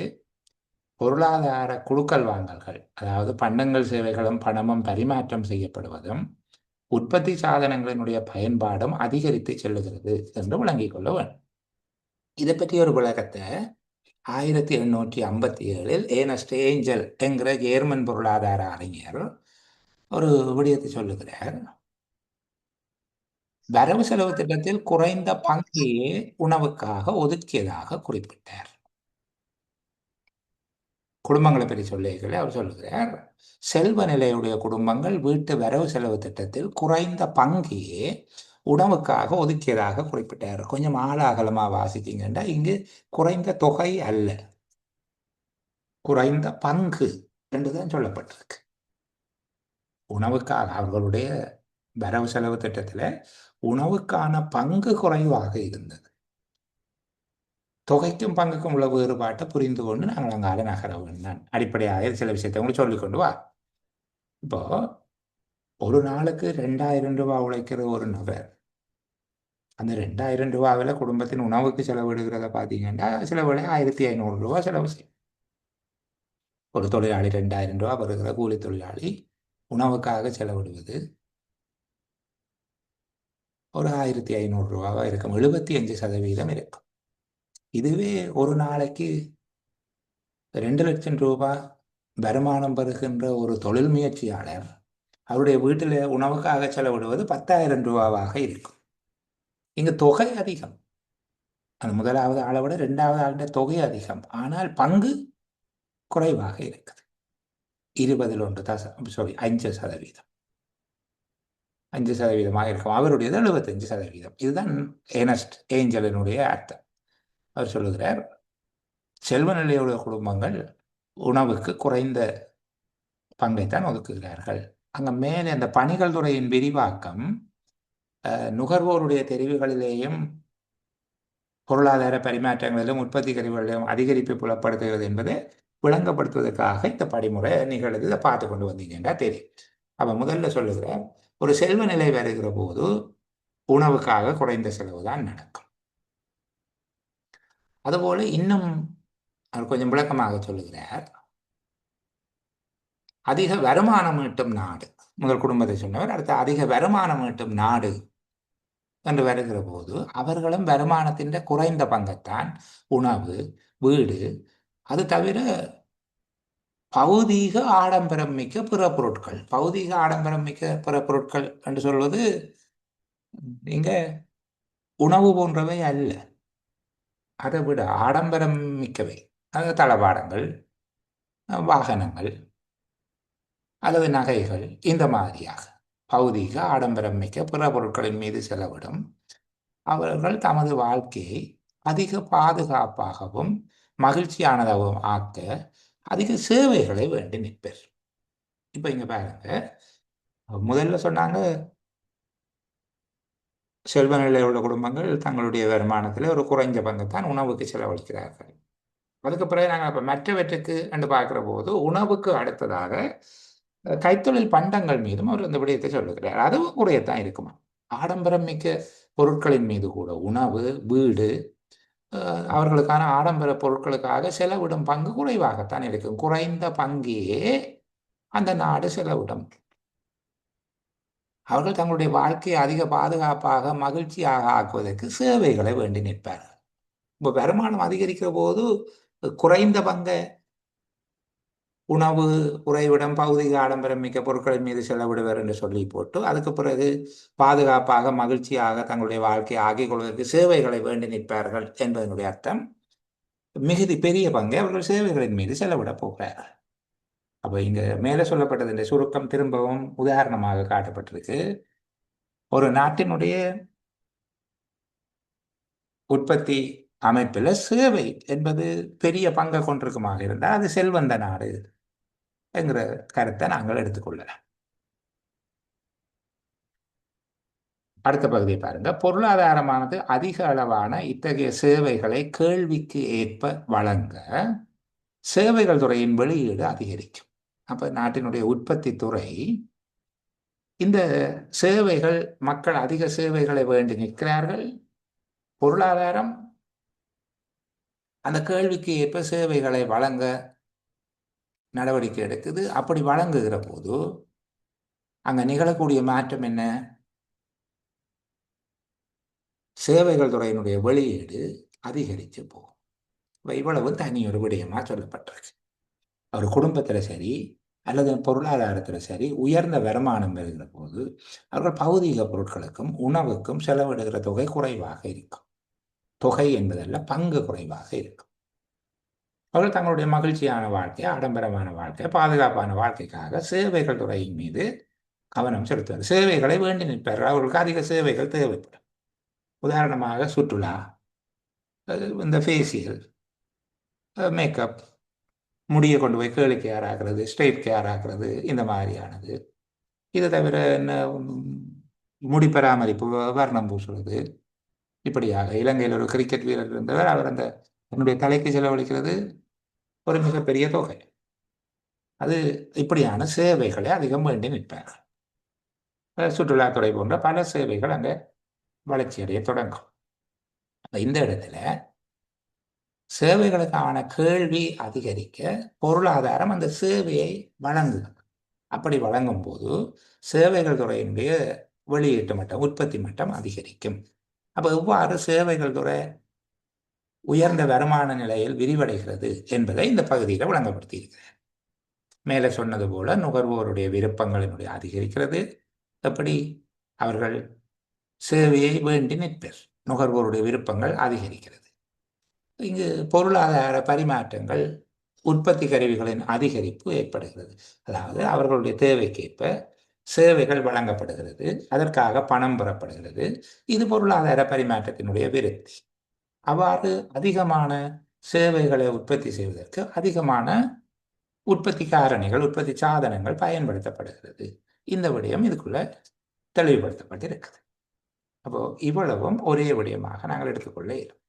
இதுக்கு சொல்லப்பட்டதில் மேலே இருந்து இதுவரையான பகுதி பணிகள் துறையினுடைய விரிவாக்கம் எவ்வாறு ஒரு பொருளாதாரத்தின் செழிப்பினை காணும் என்பதை விவரிக்கிறதாக இந்த துண்டம் இருக்கு. அதுக்கு பிறகு பாருங்க, இந்த பணிகள் தொடர்பான மேலதிகமான விளக்கம் எங்களுக்கு தெரியும். பல பணிகள் தேசிய, இந்த பணிகளினுடைய துறை வளர்ச்சி அடைஞ்சதுக்கு பிறகு அந்த பணிகள் முக்கியத்துவம் பெறுகிற தன்மையை காட்டுகிறார். பல பணிகள் தேசிய வெளியீட்டின் பிரதான உள்ளீடுகளாக விளங்குது. தேசிய வெளியீட்டின் பிரதான உள்ளீடுகள், நாட்டினுடைய வெளியீடு என்பது நாட்டினுடைய உற்பத்தி அல்லது உற்பத்தி ஆற்றல். நாட்டினுடைய உற்பத்தி ஆற்றலுக்கான பிரதான உள்ளீடுகளாக சேவைகள் விளங்குகின்றன. கல்வி, சுகாதார சேவைகள் பொருளாதார வளர்ச்சிக்கு தேவையான மனித மூலதனத்தின் தரத்தை மேம்படுத்துகின்றன. சரிதானே? இப்போ இங்கே கல்வி, சுகாதாரம், பல பணிகள் தேசிய வெளியீட்டினுடைய உள்ளீடுகளாக இருக்குன்னு சொல்லி போட்டு கல்வி, சுகாதாரம் என்கிற சேவைகள் பொருளாதார வளர்ச்சிக்கு தேவையான மனித மூலதன தரத்தினை மேம்படுத்துகிறது. அறிவு, திறன், ஆற்றல் உள்ள மனிதர்களை உருவாக்கும் கல்வி, சுகாதாரமாக சேவைகள். தகவல் தொழில்நுட்பம், தொலைத்தொடர்பு மற்றும் நிதியியல் பணிகள் போன்ற சேவைகள் அடுத்தபடியாக சொல்லியிருக்காங்க. தகவல் தொழில்நுட்பம், தொலைத்தொடர்பு மற்றும் நிதியியல் பணிகள் போன்ற சேவைகள் 3 அடையாளப்படுத்தி இன்னும் இருக்கு என்று சொல்லும். வளரும் நிறுவனங்களுக்கு அத்தியாவசியமானதாகும். நிறுவனத்துறையினுடைய வளர்ச்சிக்கு அவசியமாக 3 விடயங்கள் சொல்லப்பட்டிருக்கு. இதை நாங்கள் எண்ணிக்கொண்டு போனோம் என்றால் வசதியாக இந்த கேள்வி இருந்தது போல இருக்கு. வளரும் நிறுவனங்களுக்கு அத்தியாவசியமான 3 விடயங்கள் சொல்லப்பட்டிருக்கு. தகவல் தொழில்நுட்பம், தொலைத்தொடர்பு மற்றும் நிதியியல் பணிகள். அதுபோல மனித மூலதனத்தின் தரத்தை மேம்படுத்துவதற்கு 2 கல்வி, சுகாதாரம் சொல்லப்பட்டிருக்கு. எனவே இச்சேவைகளை நாடொன்று போதிய அளவில் உற்பத்தி செய்ய இயலாவிடின் பொருளாதார வளர்ச்சிக்கும் அபிவிருத்திக்கும் ஆதரவளிக்க அந்த நாடு இத்தேவைகளை இறக்குமதி செய்ய வேண்டும். இப்போ இத்தேவைகள் என்று அவர் குறிப்பிடுவது சேவைகளை தான் சொல்லுகிறார். ஒரு நாடு பொருளாதார வளர்ச்சிக்கு அபிவிருத்திக்கு ஆதரவு அளிப்பதற்கு சேவைகள் இறக்குமதி செய்ய வேண்டும் என்பதற்கான நியாயம் என்ன, காரணம் என்ன? ஒரு நாடு பொருளாதார வளர்ச்சிக்கு அபிவிருத்திக்கு ஆதரவு அளிக்க சேவைகளை இறக்குமதி செய்தல் வேண்டும் என்று கூறப்படுவதற்கான காரணம் என்ன? இசானா பேசுங்க.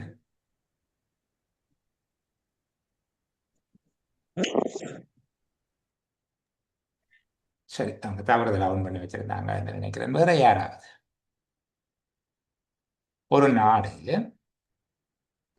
சேவைகளை போதிய அளவில் உற்பத்தி செய்ய இயலாவிடின் அவற்றை இறக்குமதி செய்ய வேண்டும் என்று கூறப்படுவதற்கான காரணம் என்ன? சபி கதைங்க.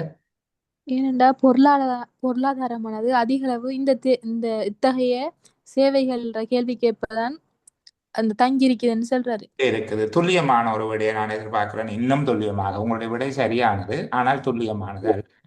ரிஃபான், சார் மனித மூலதனத்தினுடைய தரத்தை மேம்படுத்துறது. முஜீப், இன்னும் கொஞ்சம் தேடுவோம். ரிஃபான் சொல்லுங்க. பொருளாதார வளர்ச்சிக்கு சேவையிட முக்கியத்துவம் பத்தி சொல்லியிருக்காங்க அந்த பாயிண்ட்ல. அப்ப பொருளாதார வளர்ச்சிக்கு தான் சேவைகளை இறக்குமதி செய்யணும்னு சொல்றாங்க. சொல்லப்பட்டது. சந்திரகுமார், பொருளாதார வளர்ச்சிக்கு சார் தொழில்நுட்ப சேவைகளை சிறப்பான வினைத்திறனாக பெற்றுக்கொள்வதற்கு தேவைன்னு நினைக்கிறேன் சார். சரி. ஃபாத்திமா, ரிஃபானா, ரொம்ப நாளை கூட பேசுறோம். சொல்லுங்கம்மா. பொருளாதார வளர்ச்சிக்கும் அபிவிருத்திக்கும் ஆதரவு அளிக்கிறதுக்காக. பொருளாதார வளர்ச்சிக்கும் அபிவிருத்திக்கும் ஆதரவு அளிப்பதற்காக இறக்குமதி செய்யப்பட வேண்டும். பரவாயில்லை, ஏறத்தாழ சரியான விட. என்னுடைய கேள்வியை திரும்பவும் சொல்லுகிறேன். ஒரு நாடு தேவைகளை போதிய அளவில் உற்பத்தி செய்ய இயலாத பொருளாதார வளர்ச்சிக்கு அபிவிருத்திக்கு ஆதரவு அளிப்பதற்காக சேவைகளை இறக்குமதி செய்ய வேண்டும் என கூறப்படுவதற்கான காரணம் என்ன? நாட்டில் போதிய அளவு சேவை உற்பத்தி இல்லாத காரணத்தினால. சரி, திரும்பவும் சொல்லுகிறேன், கொஞ்சம் வெயிட் பண்ணுங்க காந்த், திருப்பி சொல்றேன். ஒன்று, நாட்டில் சேவைகள் போதிய அளவில் இல்லை. அவ்வாறான சூழலில், அதைத்தான் நான் சொல்லுகிறேன் திரும்பவும், இந்த சேவைகளை நாடு போதிய அளவில் உற்பத்தி செய்ய இயலாத போது பொருளாதார வளர்ச்சிக்கு அபிவிருத்திக்கு ஆதரவளிப்பதற்கு இவற்றை இறக்குமதி செய்ய வேண்டி இருக்கும் என்பதற்கான காரணம் என்ன? ஏன் இவற்றை இறக்குமதி செய்ய வேண்டி? இஸ்தியாக், ஒரு நாடு பொருளாதார வளர்ச்சி அபிவிருத்தி அடையுமா இருந்துச்சுன்னா சேவைக்கான கேள்வி கூடும். சேவைக்கான கேள்வியை பொருட்களை விட சேவைக்கான கேள்விதான் கூட இருக்கும். அந்த அபிவிருத்தி அடைய போகின்ற கலா வருமானம் எல்லாம் கூடும் மக்களுக்கு. ஓகே, ரிஃபான் திரும்ப ஒன்ல இருக்கீங்க, புதுசா ஏதோ சொல்ல போறீங்களா? சார், சொல்லுகிற ஆளை தவிர மற்ற ஆக்கள் பிறகு பேசாம இருக்க வேணும். நான் ஒரு ஆள பெயர் சொல்லிட்டேன்டா அவர் கதைப்பார். எல்லாரும் டீச்சர்ஸ் எல்லோ. ரிஃபான் சொல்லுங்க. 2 விஷயம் சொல்லியிருக்காங்க. மேல அந்த நாட்டினுடைய மனித மூலதனத்தை மேம்படுத்துறதுக்கும் நிறுவனங்கள வளர்ச்சிக்கும் இந்த சேவைகள முக்கியத்துவம் அவசியம். பார்ப்போம். நிறைவான சான்ஸ் யாராவது ஒரே ஒரு ஆளுக்கு கொடுக்கலாம். மாஹிர் சொல்லுங்க. இப்போ ஒரு நாட்டுல சேவை தொழில்ன்றது அந்த நாட்டுல அந்த முக்கியமான பணிகள் தானே சார். அந்த பணியாளர்களை உற்பத்தி செய்யாத விடத்து அந்த பணிகள் சீமிதம் அடைஞ்சிடும்.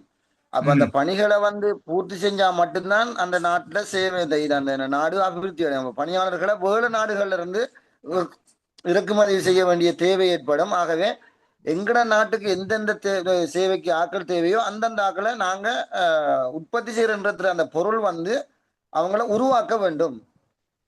சரி, என்னுடைய நோக்கம் இருந்தது உண்மையில SLPS 16 அவங்க முதல்ல முன் பண்ணாங்க. உங்களோட பேரை சொல்லிட்டு பேசுங்க. இனி வருகிற போது இதுக்கு பின்னால உங்களுடைய பெயரை பயன்படுத்துங்க. அப்ப கூப்பிட வசதியாக சொல்லுங்க. என் பேர் நசீரா சார். ஓகே, சொல்லுங்கம்மா. அபிவிருத்தி குறிகாட்டில பல சுட்டங்கள் இருக்கு. அப்ப அந்த அடிப்படையில ஏற்கனவே முன்னைய இதுல மாஹிர் சார் சொன்ன மாதிரி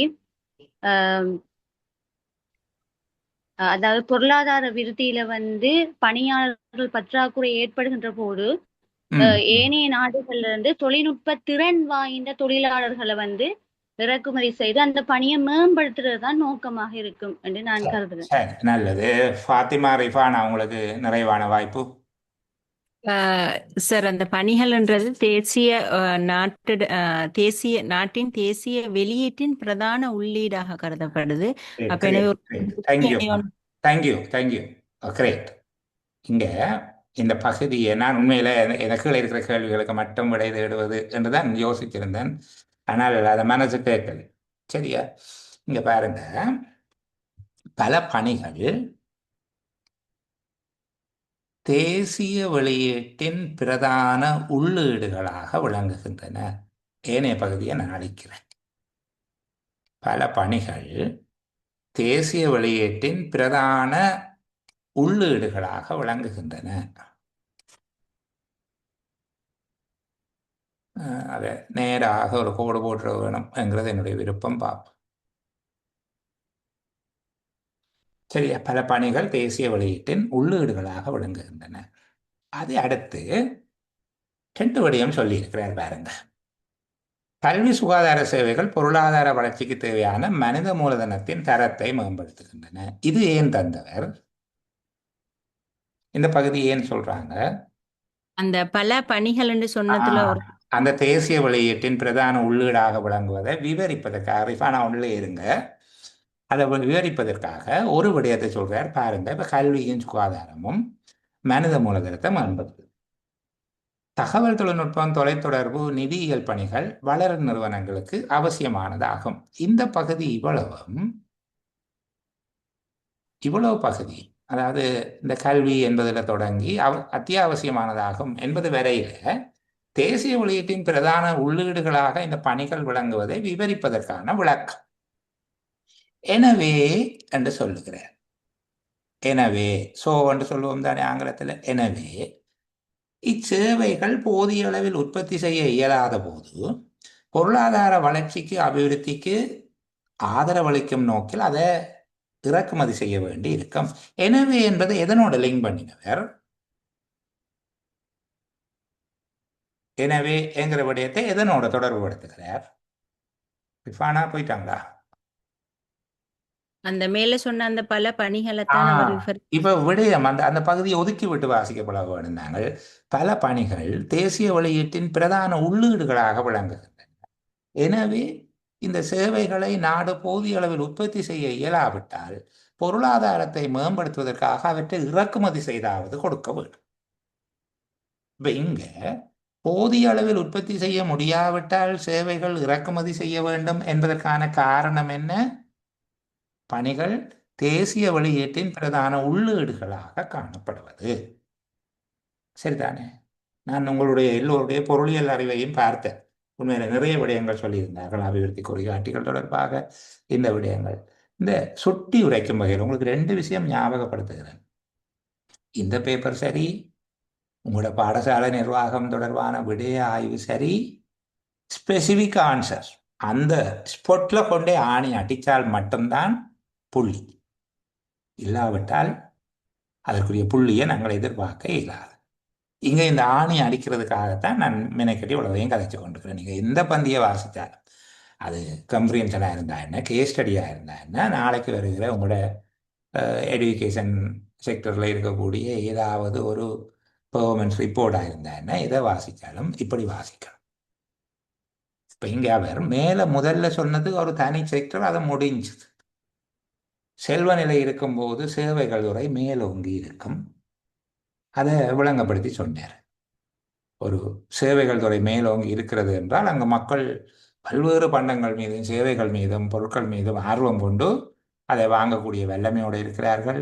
நாட்டின் பொருளாதார பரிமாற்றம், அதாவது கொடுக்கல் வாங்கல்கள், பொருட்கள் சேவைகளினுடைய கொடுக்கல், பணத்தினுடைய வாங்கல், பரிமாற்றம், பொருட்கள் சேவைகள் பணம் பரிமாற்றத்தில் ஒரு மாற்றம் வருகிறது. அது செல்வ நிலை அதிகரிக்கிற போது எவ்வாறு இது நிகழ்கிறது என்று சொன்னார். மக்கள் இந்த வீடு வாசல் கார் நகை நட்டு எல்லாத்துக்கும் செலவழித்தது போக ஆடம்பரமாக வாழ்வதற்கு, மகிழ்ச்சியாக பாதுகாப்பாக என்ஜாய் பண்ணுறதுக்கு, சேஃப்டி செக்யூரிட்டி என்ஜாய்மெண்ட், இதுக்காக அவர்கள் அதிகமாக சேவைகளை நாடுவார்கள். அப்போ சேவைகளை உற்பத்தி செய்கிற போது சேவைத்துறை அவர்களுடைய கேள்விக்கு ஏற்ப உற்பத்தி செய்கிற போது சேவைத்துறையில் பிரமாண்டமான வளர்ச்சி வந்துவிடும். இது ஒரு பகுதி சொல்லிட்டேன். ரெண்டாவது, சேவைகள் முக்கியத்துவம் பெறுவதற்கான காரணம் சொல்றார். இவை தேசிய வெளியீட்டின் பிரதான உள்ளீடுகள். பல சேவைகள், எல்லா சேவைகளும் அல்ல, ஆனால் சேவைகள் தேசிய வெளியீட்டின் பிரதான உள்ளீடுகள். அப்படி சில சேவைகளை உங்களுக்கு உதாரணம் சொல்றார். கல்வி, சுகாதாரம் என்பவை மனித மூலதனத்தை மேம்படுத்துது. தகவல் தொழில்நுட்பம், தொலைத்தொடர்பு, நிதியியல் பணிகள் நிறுவன வளர்ச்சிக்கு அத்தியாவசியம். எனவே இந்த சேவைகளை மேலே சொல்லப்பட்ட தேசிய வெளியீட்டின் பிரதான உள்ளீடுகளாக விளங்குவதன் காரணமாக இந்த சேவைகளை நாடு போதிய அளவில் உற்பத்தி செய்ய வேண்டும். அப்படி இயலாவிட்டால் இறக்குமதி செய்தாவது கொடுக்க வேண்டும். சரியா? அழகா புரிந்திருக்கும் நான் நம்புகிறேன். உங்களுடைய தவறுகள் தொடர்பில் நீங்கள் அதிகம் கவலை கொள்ள தேவையில்லை. இப்போதும் நீங்கள் பயிலுனர்கள் தான். சரிதானே? இப்போதும் நீங்கள் பயிலுனர்கள் தான். நான் ஐயோ ஆசிரியர் அப்படியெல்லாம் யோசிக்க தேவையில்லை. தெரிஞ்சால் இந்த செஷன் தேவையில்லையே. இப்போ நீங்கள் அச்சமடைய தேவையில்லை. ஆனால் கணிசமான பகுதியை நாங்கள் பார்க்கிற விதம், எங்களுடைய பார்வையில் இன்றைக்கும் ஒரு மாற்றம் நிகழ்ந்தது என்றிருந்தால் அது இந்த சேலமரனுடைய வெற்றி. சரி, தொடர்ந்து வாசிப்போம். நாங்கள் பெரும்பாலும் நாடுகளுக்கு இடையில் வர்த்தகத்துக்கு உட்படுத்தப்படும் இந்த கிரேட் அடுத்த ஏரியாவுக்கு பயந்துட்டேன். அப்போ இந்த சேவைகளினுடைய முக்கியத்துவத்தை சொல்லி ஒரு நாட்டுக்குள்ள தேசிய உற்பத்தியின் உள்ளீடாக இருக்குது, அதுக்கு உதாரணம் சொல்லி இது போதாவிட்டால் வெளியில இருந்து வாங்கி கொடுங்கடாப்பா என்ற ஒரு ஏரியா சொல்லிட்டு அடுத்ததா இந்த சேவைகளினுடைய சர்வதேச வர்த்தகத்தில் விட்டார். அடுத்தபடியும் சேவைகளின் பரிமாற்றம், நாடுகளுக்கு இடையிலான சேவை பரிமாற்றத்துக்கு போகிறார். பெரும்பாலும் நாடுகளுக்கு இடையில் வர்த்தகத்துக்கு உட்படுத்தப்படும் உற்பத்தி பொருளை போல அன்றி பணிகளானவை சர்வதேச ரீதியாக 4 வெவ்வேறு வகைகளில் வர்த்தகப்படுத்தப்படுகின்றன. இப்போ இங்கே சொல்லுகிறார், முதல்ல பொருட்களை போல அல்ல, பணிகள் 4 வகையாக வியாபாரம் செய்யப்படுகிறது. பணிகளில் 4 வகையான பணிகள் வியாபாரம் செய்யப்படுகிறது. தொலைத்தொடர்பு பணி, துறைமுக பணி, உல்லாச பயண பணி மற்றும் ஊழியம் வழங்கும் பணிகள் என்பனவே அழுத்தி சொல்லுகிறார். என்பனவே அழுத்தி சொல்வதற்காக அந்த ஏயை போடுகிறார். என்ன அந்த ஒரு உண்மை அல்லது அழுத்தி சொல்றது, அதுக்கு ஏயை பயன்படுத்துகிறது. தமிழ் ஆசிரியர்கள் இருப்பீங்க நினைக்கிறேன். அந்த ஏ என்பது பயன்படுத்துகிறேன் தெரிநிலை, வினா, எண், ஈற்றசை, தேற்றம், இசை, நிறை என்று 6 விதமாக பயன்படுத்துவார்கள். இங்கே ஒரு தேற்றம் அழுத்தி சொல்றது. சரி, அப்போ இங்கே சொல்லியிருக்கிறாங்க, என்பனவே இலங்கையின் பிரதான பணி ஏற்றுமதிகள் ஆகும். இலங்கைக்கு 4 விஷயம்: தொலைத்தொடர்பு பணி, துறைமுக பணி, உல்லாச பயணி. அப்போ முதல்ல சொல்லியிருக்காங்க, இது நாடுகளுக்கு இடையில வியாபாரம் செய்யப்படுற உற்பத்தி பொருட்களை போல அல்ல, பணிகள் சர்வதேச ரீதியாக 4 வெவ்வேறு வகையாக வியாபாரம் செய்யப்படுது. இலங்கை 4 பிரதான பணிகள் ஏற்றுமதி செய்கிறது: தொடர்பாடல், தகவல் தொழில்நுட்பம் மற்றும் போக்குவரத்தில் ஏற்பட்ட புரட்சிகர வளர்ச்சியானது நாடுகளிடையே பணிகளின் சர்வதேச வர்த்தகத்துக்கு வகை செய்துள்ளது. இது ஒரு பகுதியாக இதை நாங்கள் எடுத்துக்கொள்ளேன். இது ஒரு தனிப்பகுதியாக எடுத்து கதைக்கலாம். சரி, இந்த பகுதியில சர்வதேச ரீதியாக வர்த்தகப்படுத்தப்படுகின்ற 4 வகையான பணிகள் குறிப்பிடப்படுகிறது என்று சொன்னா நீங்க ஏற்றுக்கொள்வீங்களா இல்லையா? அந்த 4ஐயும் சொல்லுங்கள் ரிஸ்லா. கேட்போம். 1 தொலைத்தொடர்பு பணிகள், துறைமுக பணிகள், உல்லாச பயண பணிகள் மற்றும் ஊதியம் வழங்கும் பணிகள். இது சர்வதேச ரீதியாக 4 வெவ்வேறு வகைகளில் வர்த்தகப்படுத்தப்படுகின்ற பணிகள், அப்படியா? சரி, அடுத்த கேள்வி, இலங்கையின் பிரதான பணி ஏற்றுமதிகள் எவை? இலங்கையின் பிரதான பணி ஏற்றுமதிகள் எவை? அதுதான் சார் ஆல்ரெடி சொன்னது. அப்போ சர்வதேச ரீதியாக வர்த்தகப்படுத்தப்படுகின்ற 4 வகைகளும் அவை: தொடர்பாடல், தகவல் தொழில்நுட்பம், போக்குவரத்து. அது அங்க இருக்குது, அதுக்கு கீழ் லைன்ல. சரி, அப்போ அடுத்த கேள்வி, பணிகளின் சர்வதேச வர்த்தகத்தை தூண்டிய காரணிகள் எவை? பணிகளின் சர்வதேச வர்த்தகத்தை தூண்டிய காரணிகள் எவை? சார் அதுதான் சார் தொடர்பாடல் தகவல் தொழில்நுட்பம் மற்றும் போக்குவரத்து. இப்ப நானும் நீங்களும் இந்த சென்ட்ரல் கவுண்டமணி இந்த வாழைப்பழம் மாதிரியான நிலைமையில இருக்கிறோமோ? அப்படி இருக்கோ? அப்படித்தான் இருக்கிறோம். என்ன பண்ண முதல்ல கேட்டா அதுதான்னு சொல்றீங்க. அப்ப மற்ற பழம் வேண்டாம் அதான் என்ன இதுன்னு சொல்றீங்க.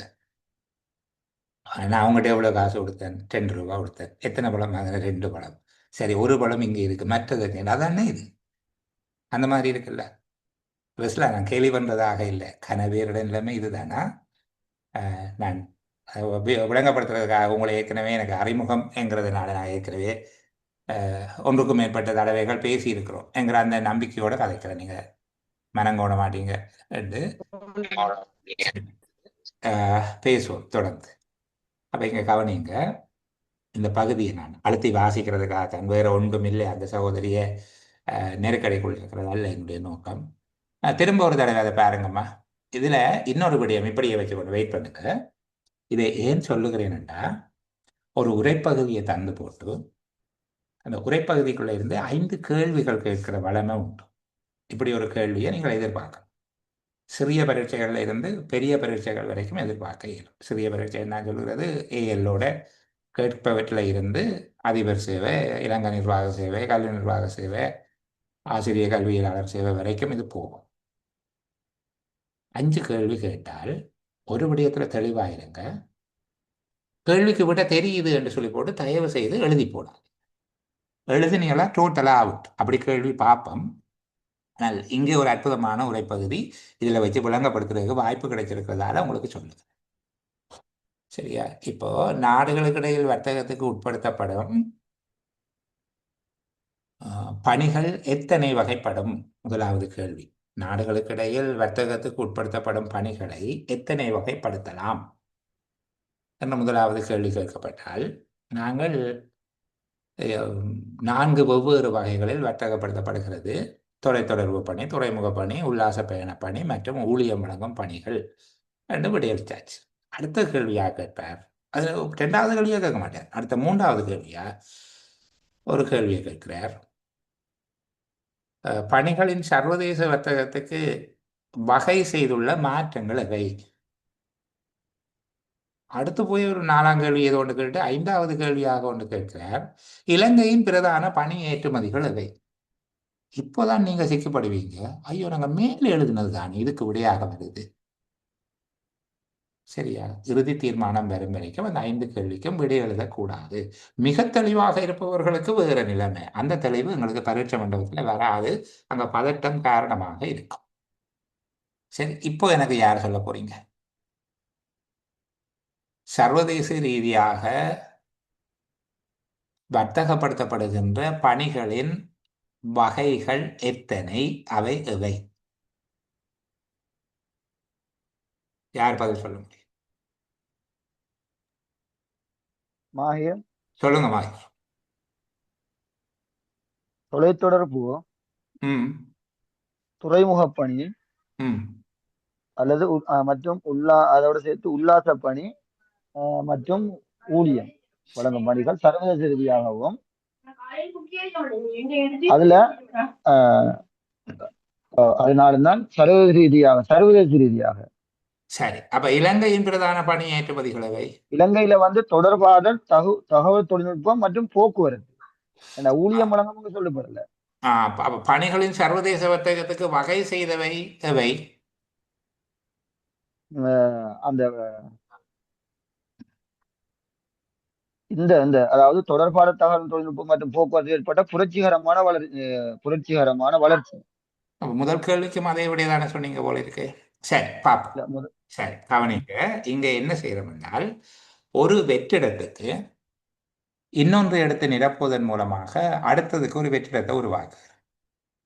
அடுத்த வெற்றிடத்துக்கு இன்னொரு பிழையான விடையை போட்டு நிரப்புவதன் மூலமாக 3 கேள்விக்கும் பிழையான விடைகளை வழங்குகிறோம். உண்மையில இந்த உரைப்பகுதியில சர்வதேச ரீதியாக வர்த்தகப்படுத்தப்படும் பணிகள் எவையும் குறிப்பிடப்படவில்லை. விடை அதுதான். சர்வதேச ரீதியாக வர்த்தகப்படுத்தப்படும் பணிகள் எத்தனை வகை என்று சொல்லப்பட்டால் 4 வகைப்படும். அந்த பணிகள் விரித்துரைக்கப்படவில்லை. அந்த பணிகள் தொடர்பான விவரிப்பு இங்க இல்லை. சரிதானே? பொருட்களைப் போல அல்ல, பணிகள் சர்வதேச ரீதியாக 4 வெவ்வேறு வகைகளில் வர்த்தகப்படுத்தப்படுகின்றன. அவ்வளவுதான். பணிகளானவை 4 வெவ்வேறு வகைகளில் வர்த்தகப்படுத்தப்படுகின்றன. அந்த 4 வகைகளும் உரையாசிரியர் எடுத்துரைக்கவில்லை. 2வது விடயம், இலங்கையின் பிரதான பணி ஏற்றுமதிகள். அது 4 சொல்லப்பட்டிருக்கு. தொலைத்தொடர்பு பணி, துறைமுக பணி, உல்லாச பயண பணிகள், 4வதாக ஊழியம் வழங்கும் பணிகள், அதாவது தொழிலாளர் ஏற்றுமதி. இங்கிருந்து தொழிலாளர்கள் வெளிநாட்டுக்கு போய் வேலை செய்யும். இவை இலங்கையின் பிரதான ஏற்றுமதிகள். பணிகளின் சர்வதேச வர்த்தகத்துக்கு வகை செய்திருக்கக்கூடிய காரணங்கள் என்னன்னு பார்த்தா, தொடர்பாடல், தகவல் தொழில்நுட்பம், போக்குவரத்து என்பவற்றில் ஏற்பட்ட புரட்சிகரமான வளர்ச்சி. இது ஒரு கூட்டு எழுவாய். அதனுடைய பயனிலை புரட்சிகரமான வளர்ச்சி. தொடர்பாடல், தகவல் தொழில்நுட்பம், போக்குவரத்து என்பவற்றில் ஏற்பட்ட புரட்சிகரமான வளர்ச்சி. இதைத்தான் உங்கள்கிட்ட இருந்த அவர்கள் புறவயமான வினா என்று சொல்லுகிறார். கேட்கப்படுகிற கேள்விக்கு உரைப்பகுதியில் விடை இருக்கும். ஆனால் அதை தெரிந்து எடுத்து இங்கே இருக்கிற விடயத்தை மாறாமல் கொண்டு சென்று எழுதினால் அது புறவயமான வினா, அகவயமானது வராது. அகவயமானது என்பதனுடைய அர்த்தம் நீங்க ஏற்கனவே எனக்கு விளங்கப்படுத்துறீங்க. பொருளியல் கோட்பாடுகள், அபிவிருத்தி அளவீட்டுகள் அல்லது அபிவிருத்தி அளவீட்டு சுட்டிகள், இந்த மாதிரியான விளக்கங்களை அவர் உங்கள்கிட்ட எதிர்பார்க்க மாட்டார். உரைப்பகுதியில இருக்கிறதுல இருந்து நீங்க பதிலளித்தால் போதுமா. பொருளியல் தெரியாதார்கள் என்ன செய்யும்? பொருளியல் தெரியாமல் தரப்பட்ட விடயத்தை வாசித்து விளங்கி கொள்ள மட்டும் முடியுமானவர்களுக்கு ஒரு வினாத்தால் பக்கச்சார்பாக அமைய முடியாது. உங்களுடைய இதற்கு வெளியில் இருக்கக்கூடிய பொது அறிவை பயன்படுத்தி கிரகித்த வினாத்தாளுக்கு விடையளிக்க கூடாது. இதை புரிந்து கொள்வதற்கு அது உங்களுக்கு உதவுமே தவிர, சில வேளைகளில் சில உரைப்பகுதிகளில் தவறான விளக்கங்களே சொல்லப்பட்டிருக்கு. சரி, நாங்கள் இந்த பகுதியை பார்த்தோம். இது நாடுகளுக்கு இடையிலான வர்த்தகத்துக்கு உட்படுவது தொடர்பாக. இதனுடைய தாக்கத்தை அடுத்த பந்தியில சொல்லுகிறேன். இதனுடைய தாக்கம் தொடர்பாக சொல்லுகிற போது, நாடுகளுக்கு இடையில இதெல்லாம் வளர்ந்துட்டு அது முடிஞ்சு. இவ்வாறு பணிகளின் சர்வதேச வர்த்தகம் வளர்ச்சி அடைவதனால நெருக்கீட்டுக்கு உள்ளானவர் யார் என்றால் உலக வர்த்தக நிறுவனம். அவருக்கு ஒரு மேலதிகமான பணி ஒன்று உருவாகுது. பணிகளின் சர்வதேச வர்த்தகம் வளர்ச்சி அடைய ஆரம்பிக்கும் போது உலக வர்த்தக நிறுவனம் பணிகள் மற்றும் வர்த்தகம் தொடர்பான பொதுமைப்படுத்தப்பட்ட உடன்பாட்டிற்கு ஏற்ப விதிமுறைகளை உருவாக்கியது. இப்போ இங்க இவ்வளவு காலமும் பொருட்கள் தொடர்பான வர்த்தக விதிகளைத்தான் அது உருவாக்கி கொண்டிருந்தது. இப்போ என்ன செய்து, பணிகளுக்கும் பொருந்தக்கூடிய பொதுமையான ஒப்பந்தங்களுக்கு ஏற்ற விதி, உடன்பாட்டுக்கு ஏற்ப விதிமுறைகளை உருவாக்கியது. சர்வதேச வர்த்தக விதிகளை உருவாக்குவது யார் என்று கேட்டால் உலக வர்த்தக நிறுவனம். இதுக்குள்ள அது மறைமுகமாக சொல்லப்பட்டிருக்கு. விதிகள், சட்டங்கள், ஒழுங்கு விதிகள், என்ன இது எல்லாமே ஒரே விதமாகவே நாங்கள் பொருள் போடல் செய்து கொள்ள முடியும். இங்க உலக வர்த்தக நிறுவனத்தினுடைய பணி என்ன சொல்லப்பட்டிருக்குது? வர்த்தக விதிமுறைகளை உருவாக்குவது. இந்த வர்த்தக விதிமுறைகள் இப்போது பொருட்களுக்கும் சேவைகளுக்கும் கொமனா உருவாக்கி இருக்கு. பொதுமைப்படுத்தப்பட்ட அக்ரிமெண்ட்டுக்கு ஏற்ற கொமன் அக்ரிமெண்ட், சர்வீஸ் குட்ஸ் ரெண்டுக்கும் ஏற்றதாக அது உருவாக்கி இருக்கிறது. தனியே பொருட்களின் வர்த்தகத்துக்கு மட்டுப்படுத்தப்பட்டிருந்த வர்த்தக ஒப்பந்தங்களில் படிப்படியாக பணிகளின் வர்த்தகமும் ஒன்றிணைக்கப்பட்டது. அப்போ ஆரம்பத்தில் பொருட்களினுடைய வர்த்தகம் தான் இருந்தது. பிறகு உலக வர்த்தகம் என்றால் பொருட்களின் வர்த்தகமும் இருக்கும், சேவைகளின் வர்த்தகமும் இருக்கும், ரெண்டும் சேர்த்துட்டாங்க. அதுக்குத்தான் அந்த துறை வளர்ச்சி அடையக்குள்ளேயே உலக வர்த்தக நிறுவனம் பணிகள் மற்றும் வர்த்தகம் தொடர்பில் பொதுமையான ஒரு ரெண்டுக்கும் பொதுமைப்படுத்தப்பட்ட விதிகளை உருவாக்கி விட்டது. இதுல உல்லாச பயணம், தொடர்பாடல் மற்றும் நிதியியல் பணிகள் தொடர்பில் இலங்கை ஏற்கனவே உலக வர்த்தக நிறுவனத்துக்கு பணிகள் மற்றும் வர்த்தகம் தொடர்பான பொது உடன்பாட்டின் கீழ் தொடர் உறுதிமொழிகளை வழங்கியிருக்கிறது. இந்த விதிகளுக்குள்ள இலங்கைக்கு பொருந்துகிற ஏரியாக்கள் எதுன்னு பார்த்தா, உல்லாச பயணம், தொடர்பாடல், நிதியியல் பணிகள் தொடர்பாக இந்த உலக வர்த்தக நிறுவனத்தின் விதிகளை ஏற்று அங்கீகரித்து இலங்கை தொழிற்பட்டு கொண்டிருக்கு. அதான் இலங்கை தொடர் உறுதிமொழிகளை வழங்கியுள்ளது என்பதனுடைய அர்த்தம் உலக வர்த்தக நிறுவனத்தினுடைய விதிமுறைகள் இலங்கையை ஏற்றுக்கொண்டு அதுக்கு உடன்பட்டிருக்கு. இங்க சொல்லப்பட்டபடியே சாராம்சம் இதுதான். மூன்றாவது இந்த பகுதியில பொருட்களுடைய வர்த்தகத்துக்கு மட்டுப்படுத்தப்பட்டிருந்த உலக வர்த்தகம் சேவைகளையும் உள்ளடக்கி இருக்கிறது. உலக வர்த்தக நிறுவனம் சேவைகளையும் உள்ளடக்கியதாக உலக வர்த்தக உடன்படிக்கைகளுக்கான விதிகளை தாபித்துள்ளது. இலங்கை தன்னோடு தொடர்புடைய துறைகளான உல்லாச பயணம், தொடர்பாடல், நிதியியல் பணிகள் தொடர்பாக உலக வர்த்தக நிறுவனத்துக்கு வாக்குறுதிகளை அல்லது அது தொடர்பான தன்னுடைய உறுதிமொழிகளை அது வழங்கிவிட்டது. அதாவது இலங்கையை ஏற்றுக்கொண்டிருக்கிறது. சர்வதேச வர்த்தகத்தின் விதிகளை இலங்கையும் ஏற்றுக்கொண்ட ஒரு நாடாக இருக்கிறது. இதுதான் இந்த பகுதியினுடைய சாராம்சமாக இருக்கும். சரியா? கொஞ்சம் நாங்கள் வாசிக்கிறதுல இன்னும் முன்னேற இருக்குது என்கிறதை இது புலப்படுத்தும். உங்களுடைய பதில்கள் சில வேளைகளில் விடை தெரிந்தவர்கள் அல்லது இன்னும் புரிந்தவர்கள் பேசாமல் இருந்திருக்கலாம், எனக்கு தெரியாது. நான் பேசிய சகோதரர்கள் சகோதரிகளை அடிப்படையாக வைத்துக் கொண்டுதான் இந்த பகுதிக்குரிய மதிப்பீட்டை செய்து கொள்ள முடியும். சரி, இப்போ பாருங்க, இப்பந்திக்கு பொருத்தமான தலைப்பு பணிகள் வர்த்தகமாகும்.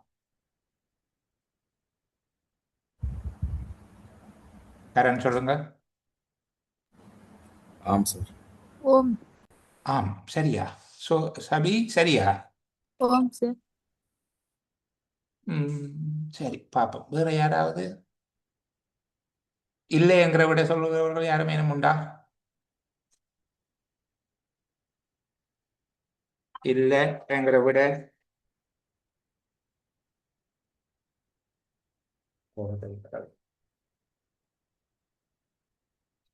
உண்மையிலே இதற்கான விட இல்லை என்பது. இந்த பந்தியில பணிகளினுடைய வர்த்தகம் என்பது ஒரு பகுதி மட்டும்தான். உண்மையில பணிகளின் முக்கியத்துவம் தான் இங்கே பேசப்பட்டிருக்கு. பணிகள் துறை வளர்ச்சி அடைவது என்னென்ன பொருளாதார பண்புகளை காட்டும். இரண்டாவது, ஒரு நாட்டுக்கு பணிகள் எந்த வகையில் முக்கியத்துவம் பெறுகிறது. மூன்றாவது, பணிகள் தன்னிடம் இல்லாவிட்டால் இறக்குமதி செய்ய வேண்டிய சூழலை ஏற்படுத்தி நிற்பதன் நிலைமை வழங்கப்படுத்தப்பட்டிருக்கு. அடுத்ததாக, அவ்வாறு இருக்கிற போது சர்வதேச வர்த்தகத்தில் பணிகள் வர்த்தகம் தோற்றப்படுகிறது. இதற்கேற்ப உலக வர்த்தக விதிகள் உருவாக்கப்பட்டிருக்குது என்பது சொல்லப்பட்டிருக்கு. இந்த மிக பொருத்தமான தலைப்பு பணிகள் வர்த்தகம் என்பது தவறான விட இல்லை என்பதுதான் சரியான. இந்த உரைப்பகுதியை திரும்ப ஒரு தடவை வாசிங்க. இது பணிகள் வர்த்தகம் தொடர்பாக பேசவே இல்லை அல்ல, பணிகள் வர்த்தகம் தொடர்பாக முதன்மைப்படுத்தி பேசவில்லை. சார் சொல்லுங்க. நான் தான் அந்த ஃபர்ஸ்ட்டுக்கு இல்லைன்னு சொன்னார் நான் எப்படி எடுத்தேன்டா சார், அதில் இந்த படிப்படியாக பணிகளின் வர்த்தகமும் ஒன்றிணைக்கப்பட்டதுன்னு சொல்லி போட்டிருக்கு தானே, அதை வச்சு கொண்டுதான் நான் இல்லைன்ற விட எடுத்தேன். எதை சொன்னீங்க இப்போ விளங்கலையா? இந்த கடைசி பந்தியில அந்த வர்த்தக ஒப்பந்தங்களில் படிப்படியாக ஒன்றிணைக்கப்பட்டது. இப்போ உங்களுக்கு விளங்குச்சு தானே? இது உண்மையில சர்வதேச வர்த்தகத்துல பணிகள் சேர்க்கப்பட்ட ஒரு வரலாற்றை இறுதியாக சொல்லுகிறாரே தவிர இந்த உரைப்பகுதி முழுக்க நாங்கள் இதை வகைப்படுத்தியதில் நான் ஏற்கனவே உங்களுக்கு சொன்னது போல இந்த உரைப்பகுதிங்கிறது இந்த பகுதி வரைக்கும் ஒரு துண்டம், அதாவது செல்வ செழிப்பு ஏற்படும் போது சேவைத்துறை விரிவடைதல் தொடர்பான விளக்கம். இரண்டாவது, ஒரு பொருளாதாரத்துக்கு சேவைகளினுடைய முக்கியத்துவம், அது அபிவிருத்தியின் உள்ளீடாக இருப்பதனால கட்டாயம் வேணும், இல்லாவிட்டால் இறக்குமதி செய்தாவது நாங்கள் பெற்றுக்கொள்ள வேண்டும் என்பது இரண்டாவது விடயம். முதலாவது விடயத்தின் சாராம்சம் விளங்கிச்சு தானே? செல்வ நிலை அதிகரிக்கும் போது பொருட்களுக்கான கேள்வியை விட சேவைகளுக்கான கேள்வி விரிவாக்கம் பெற்று சேவைத்துறை விரைவாக வளர்ச்சி அடையும். அது ஆடம்பர பொருளாக இருந்தா என்ன, அடிப்படை பொருளாக இருந்தா என்ன, இதுவாக இருந்தாலும் சரி, ஒரு செல்வ நிலை அதிகரிக்கும் போது பொருட்களுக்கான செலவு பங்கு குறைவடைந்து சேவைகளுக்கான ஆர்வம் கேள்வி அதிகரிக்கும். அதனால சேவைத்துறை வளர்ச்சி அடையும். இரண்டாவது, சேவைகள் முக்கியத்துவம் நாட்டினுடைய தேசிய உற்பத்திக்கு அல்லது வெளியீட்டுக்கு மிக முக்கிய உள்ளீடுகளாக இருக்குது. அவை நாட்டில் இல்லாவிட்டால் இறக்குமதி செய்தாவது பெற்றுக்கொள்ள வேண்டி இருக்கு. மூன்றாவது, இந்த சேவைகள் வர்த்தகத்தில் உள்ளடங்குகிற உள்ளீடுகள், இவை வணிக உள்ளீடுகள், சேவை வணிகத்தின் உள்ளீடுகள். 4 வகையான உள்ளீடுகள் இருக்கிறது. அது சொல்லப்பட்டிருக்கவில்லை. இலங்கையின் வணிகங்கள் எவை என்று சொல்லப்பட்டிருக்கு. இந்த வர்த்தகத்தை ஊக்குவித்த காரணிகளையும் சேர்த்திருக்கிறாங்க. அடுத்தது, இவ்வாறு வர்த்தகம் வளர்ந்ததால சர்வதேச வர்த்தக துறையில் ஏற்பட்ட ஒரு சட்டத்துறை சார்ந்த மாற்றம், ஒழுங்கு விதிகளில் ஏற்பட்ட மாற்றம் 4வதாக சொல்லப்பட்டிருக்கு. அப்போ இவ்வளவும் சொல்லப்பட்டிருக்கிற போது நாங்கள் இதுல 3வதாக சொல்லப்பட்ட விடயத்தை மட்டும் உள்ளடக்கியதாக அல்லது 2வது 3வதாக சொல்லப்பட்ட விடயத்தை மட்டும் உள்ளடக்கியதாக இந்த பந்திக்கு ஒரு தலைப்பிட முடியாது என்பதால தான் இது விடை இல்லை என்று கொடுக்கிறோம். சரிதானே? ஆனால் அங்கே உங்களை போன் பண்ணி கேட்க மாட்டேன் தானே, நீங்கள் இல்லை என்று விடையளித்ததுக்கான காரணம் என்ன என்று சரியான விடை என்று நினைச்சுக்கொண்டு உங்களுக்கு புள்ளியே வழங்குவார்கள். நாங்கள் இதுக்குள்ளே இருந்து தப்பி பிழைக்கிறது அல்ல எங்களுடைய நோக்கம். ஒட்டுமொத்தமாக எங்களுடைய பார்வை மாற வேண்டும். எந்த துறை இருந்தாலும் வாசிக்கிற போது மிக தெளிவு பெறுவதற்காக கொஞ்சம் கூட பேசுகிறேன். நீங்கள் அதை குறையாக எடுத்துக்கொள்ள மாட்டீங்கன்னு நம்புகிறேன். சரி, அப்போ 1வது கேள்விக்கு இல்லை என்பது சரி. பொருட்களைப் போலவே பணிகளின் ஏற்றுமதியும் உலகில் பரவலாகி உள்ளது. அது பெரும்பாலானவர்கள் ஆம் என்று சொல்லியிருந்தார்கள். மிகச்சரியான பதில். பணிகளின் வர்த்தகத்தை ஆரம்பிப்பதற்கு முதலில் உலக வர்த்தக நிறுவனத்திடமிருந்து அனுமதி பெறப்படல் வேண்டும். இதுக்கு என்ன பதில்? இல்லை சார். இங்க அனுமதி பெறுவது தொடர்பாக சொல்லப்பட்டிருக்கவில்லை. அப்ப நாங்கள் இல்லை, அது தொடர்பில் நேரடியாக எந்த விடையும் இல்லை. நாங்கள் இல்லை என்பதை எடுத்துக்கொள்ள. உல்லாச பயண பணிகள், ஊழியம் வழங்கும் பணிகள், மின்னஞ்சல் பணிகள், தகவல் தொழில்நுட்பம் மற்றும் போக்குவரத்து என்பனவே இலங்கையின் பிரதான பணிகள் மற்றும் வர்த்தகம் என கூறப்படுகிறது. இலங்கையினுடைய பணிகளாக என்னென்ன சொல்லப்பட்டது? உல்லாச பயணம் சரி, ஊழியம் வழங்கும் பணிகள் சரி. என்ன இலங்கையினுடையதாக உல்லாச பயணம் சரி, ஊழியம் வழங்கும் பணிகள் சரி. மின்னஞ்சல் பத்தி சொல்லல சார். மின்னஞ்சல் பற்றி சொல்லல. துறைமுக பணிகள் என்று சொல்லி தொலைத்தொடர்பு துறைமுகம் என்று சொல்லி பாப்போம். இந்த பகுதிக்குள்ள உல்லாச பயணம் இருக்கா?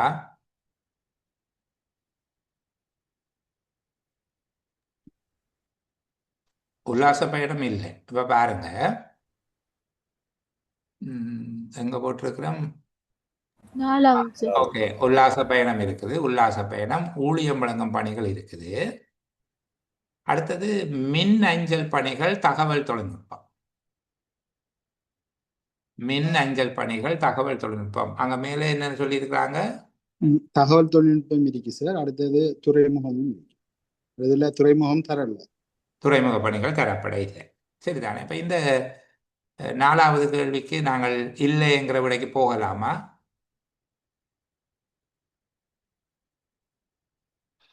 மின்னஞ்சல் பணிகள், தகவல் தொழில்நுட்பம் இல்லைன்னு போகலாம் சார். மின்னஞ்சல் பணிகள், தகவல் தொழில்நுட்பம் என்பது தொடர்பாக மேலே சொல்லப்பட்டிருக்கிறதோட அந்த வார்த்தைகளோடு அது பொருந்தி போக இல்லை. அடுத்தது சொல்லுங்க சார். அந்த முன்னுக்கு சார் தொலைத்தொடர்பு பணிகள் என்று தானே சார் தந்திருக்கு. இப்ப நாங்க அந்த மின்னஞ்சல் அப்படி எடுக்கலாகும் சார். அப்படி எடுத்துக்கொள்வோமா? சரி, பாப்போமா தான். நான் இப்ப உங்கள்கிட்ட கேட்டுக்கொண்டிருக்கிற விடயம் இதைத்தான் கேட்கிறேன். அடுத்த விடயம் துறைமுக பணிகள் என்று சொல்லி ஒன்று இருக்கு. அது என்ன செய்வீங்க?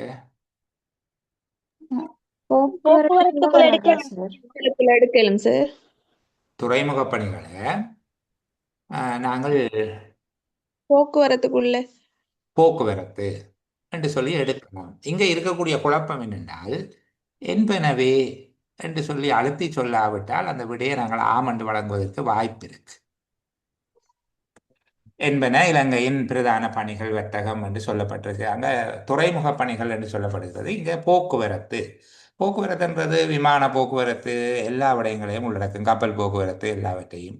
அது போக்குவரத்தை வழங்குதா அல்லது போக்குவரத்தை யாரும் செய்கிற போது ஏற்றி இறக்கும் பணியை மட்டும், அதாவது மாற்றி ஏற்றும் பணியை மட்டும் இலங்கை செய்தா எங்களை குழப்பம் தருகிறது. மற்றது இவர் அழுத்தி சொல்கிறார் என்பனவே, அதனால நாங்கள் ரிஸ்க் வேணாம் இல்லை என்கிற விடைக்கு போகிறது பொருத்தமாக இருக்கும். இது குழப்பம் தருவதற்காகத்தான் இந்த விடையை இப்படியாக தயாரித்திருப்பார்கள். என்னென்றால் மின்னஞ்சல் பணிகள் தகவல் தொழில்நுட்பம் என்பதை நாங்கள் அங்கே தொலைத்தொடர்பு தரப்பட்டிருக்கிறதோட சரி என்று எடுக்கலாம், சரி என்று எடுக்கலாம். ஆனால் போக்குவரத்து என்பதை துறைமுகம் என்பதோடு டலி பண்ண இயலாது, அது டலியாகாது.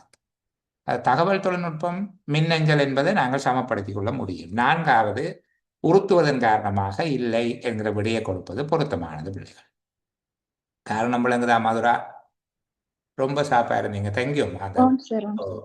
அந்த விடைக்கு நன்றி. உண்மையில கணிசமான அளவுக்கு நீங்கள் ஆழமா பார்க்குறீங்க. இதுல இன்னும் கொஞ்சம் ஆழமா பார்த்தோம் என்றால் நான்காவது நாங்கள் பொருத்தி கொள்ள முடியாததால இல்லை என்றே பதிலுக்கு போவோம். என்ன?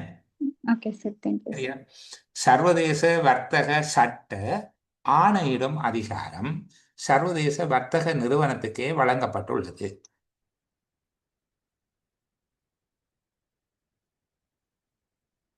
என்ன பதிலப்பா?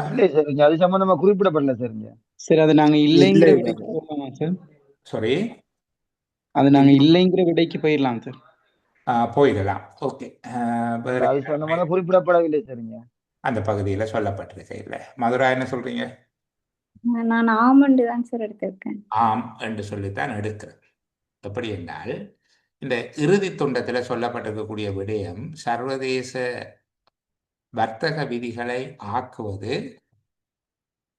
உலக வர்த்தக நிறுவனத்துக்கு உரித்தாக்கப்பட்டிருக்கிறது என்பதை அவர்கள் சொல்லி இருக்கிறார்கள். நீங்க பார்த்தீங்கன்னா அது இந்த வேலையா சொல்லியிருக்கிறாங்க. பணிகளினுடைய வர்த்தகம் வளர்ச்சி அடைந்ததுனால வர்த்தக விதிகளை உலக வர்த்தக நிறுவனம் பொதுமைப்படுத்தப்பட்ட உடன்பாட்டுக்கு ஏற்ப விதிமுறைகளை உருவாக்கி இருக்கிறது. விதிமுறைகளை உருவாக்குபவர் இவர்தான், அதாவது வர்த்தக சட்டத்தை தோற்றுவிப்பவர். அது சட்டவாக்க அதிகாரம் அவருக்கு தான் இருக்குது. இலங்கை சில விடயங்கள்ல அவர்களுக்கு உடன்பட்டு போயிருக்குது, அதாவது அந்த விதிகளை ஏற்றுக்கொண்டிருக்குது என்று சொல்லி சொல்லப்பட்டிருக்கு. இந்த இறுதியாக 4வது துண்டம் பேசுகிற செய்தி அதுதான். சர்வதேச வர்த்தக விதிகளை ஆக்குகின்ற நிறுவனமாக உலக வர்த்தக நிறுவனம் இருக்குது. ஆகவே இல்லை என்பது சரியான விடை அல்ல, ஆம் என்பது சரியான விடை. சர்வதேச பணிகள் வர்த்தகத்தின் முன்னேற்றத்துக்கு உதவியாக இருப்பது மின்னஞ்சல், தகவல் தொழில்நுட்பம், போக்குவரத்து பணி மற்றும் ஊழியம் வழங்கும் பணி என்பவை ஆகும். அங்க சொல்லப்பட்டிருக்குது. ஆனால் ஊழியம் வழங்கும் பணி முன்னேற்றத்துக்கு காரணமாக இருப்பதாக சொல்லப்படவில்லை. பாருங்க, சொல்லப்பட்ட விடயம் தொடர்பாடல், தகவல் தொழில்நுட்பம், போக்குவரத்து. தொடர்பாடல், தகவல் தொழில்நுட்பம், போக்குவரத்து. அப்ப இங்க தொடர்பாடலாக நாங்கள் மின்னஞ்சலை எடுக்கலாம். சரி, தகவல் தொழில்நுட்பம், போக்குவரத்து மற்றும் ஊழியம் வழங்கும் பணி எக்ஸ்ட்ரா பிட்டிங் என்கிறதால இல்லை என்கிற விட பொருத்தமானது, ஆம் என்கிறத விட்டு. பொருளாதார முன்னேற்றத்துக்கும் அபிவிருத்திக்கும் தேவையான பணிகள், வசதிகள் ஏதேனும் ஒரு நாட்டில் வழங்க முடியுமானால் அவற்றை ஏற்றுமதி செய்தல் பயனற்ற செயற்பாடாகும். இல்லை என்பது சரியான விடை. ஏனென்றால் ஆம் என்பதை வெட்டி. பொருளாதார நடவடிக்கைகள் உயர்ந்து செல்லல் மற்றும் உத்திகள் வளர்ச்சியடைய செய்தல் என்று சொல்லப்பட்டிருக்கு. உண்மையாக அது உற்பத்திகளாக இருக்க வேண்டும், ஏதோ ஒரு பிழை இருக்கு பார்ப்போம். பொருளாதார நடவடிக்கைகள் உயர்ந்து செல்லல் மற்றும் உற்பத்திகள் வளர்ச்சியடைய செய்தல் ஆகியன பணிகள் வர்த்தக பிரிவின் விரிவாக்கமாகும்.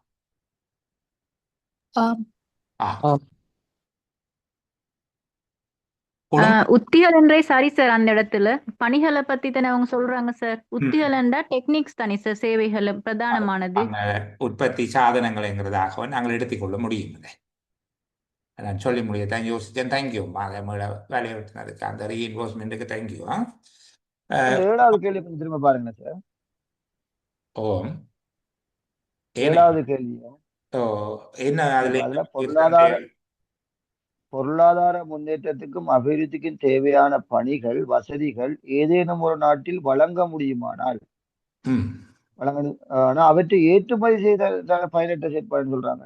ஏற்றுமதி செய்வதால ஏன் பயன் இல்லாம போகும்? அது இன்னொரு நாட்டினுடைய பொருளாதார வளர்ச்சியின் உள்ளீடாக பயன்படும் தானே, பயனில்லாத கர்மம் என்று சொல்லக்கூடாதல்லோ.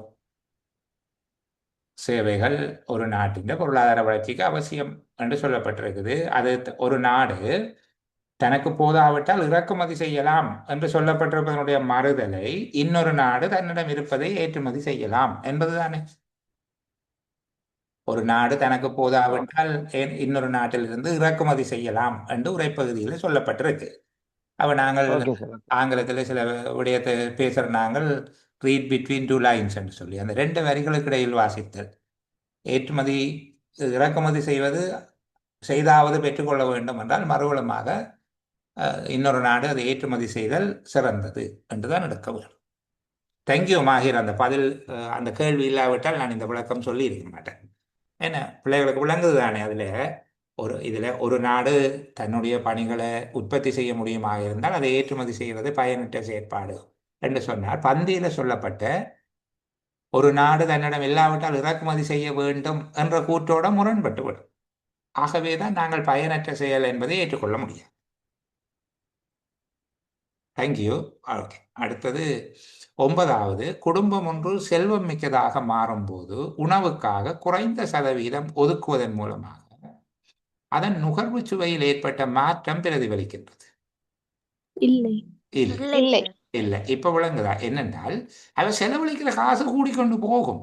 ஆனால் சேவைகளுக்கு பெருந்தொகை செலவழிக்கிற போது இது இந்த பங்கு குறைஞ்சு 10,000 ரூபாய் வருமானம் வரைக்க உணவுக்கு 5,000, ஏனையவற்றுக்கு 5,000 செலவழிக்கிறார்கள். 1,00,000 ரூபாய் வருமானம் வரைக்க உணவுக்கு 30,000, ஏனையவற்றுக்கு 70,000 செலவழிக்கிறார்கள். இப்போ பங்கு குறையும். அது நுகர்வு சுவையில் ஏற்பட்ட மாற்றம் அல்ல, நுகர்வு சுவை விரிவடையலாம். ஆகவே இல்லை என்பது சரியான.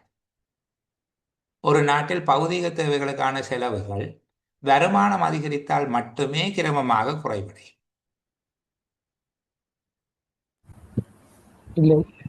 இந்த மட்டுமே என்கிறது இல்லாவிட்டால் எங்களுடைய விட வேறாக இருந்திருக்கும்.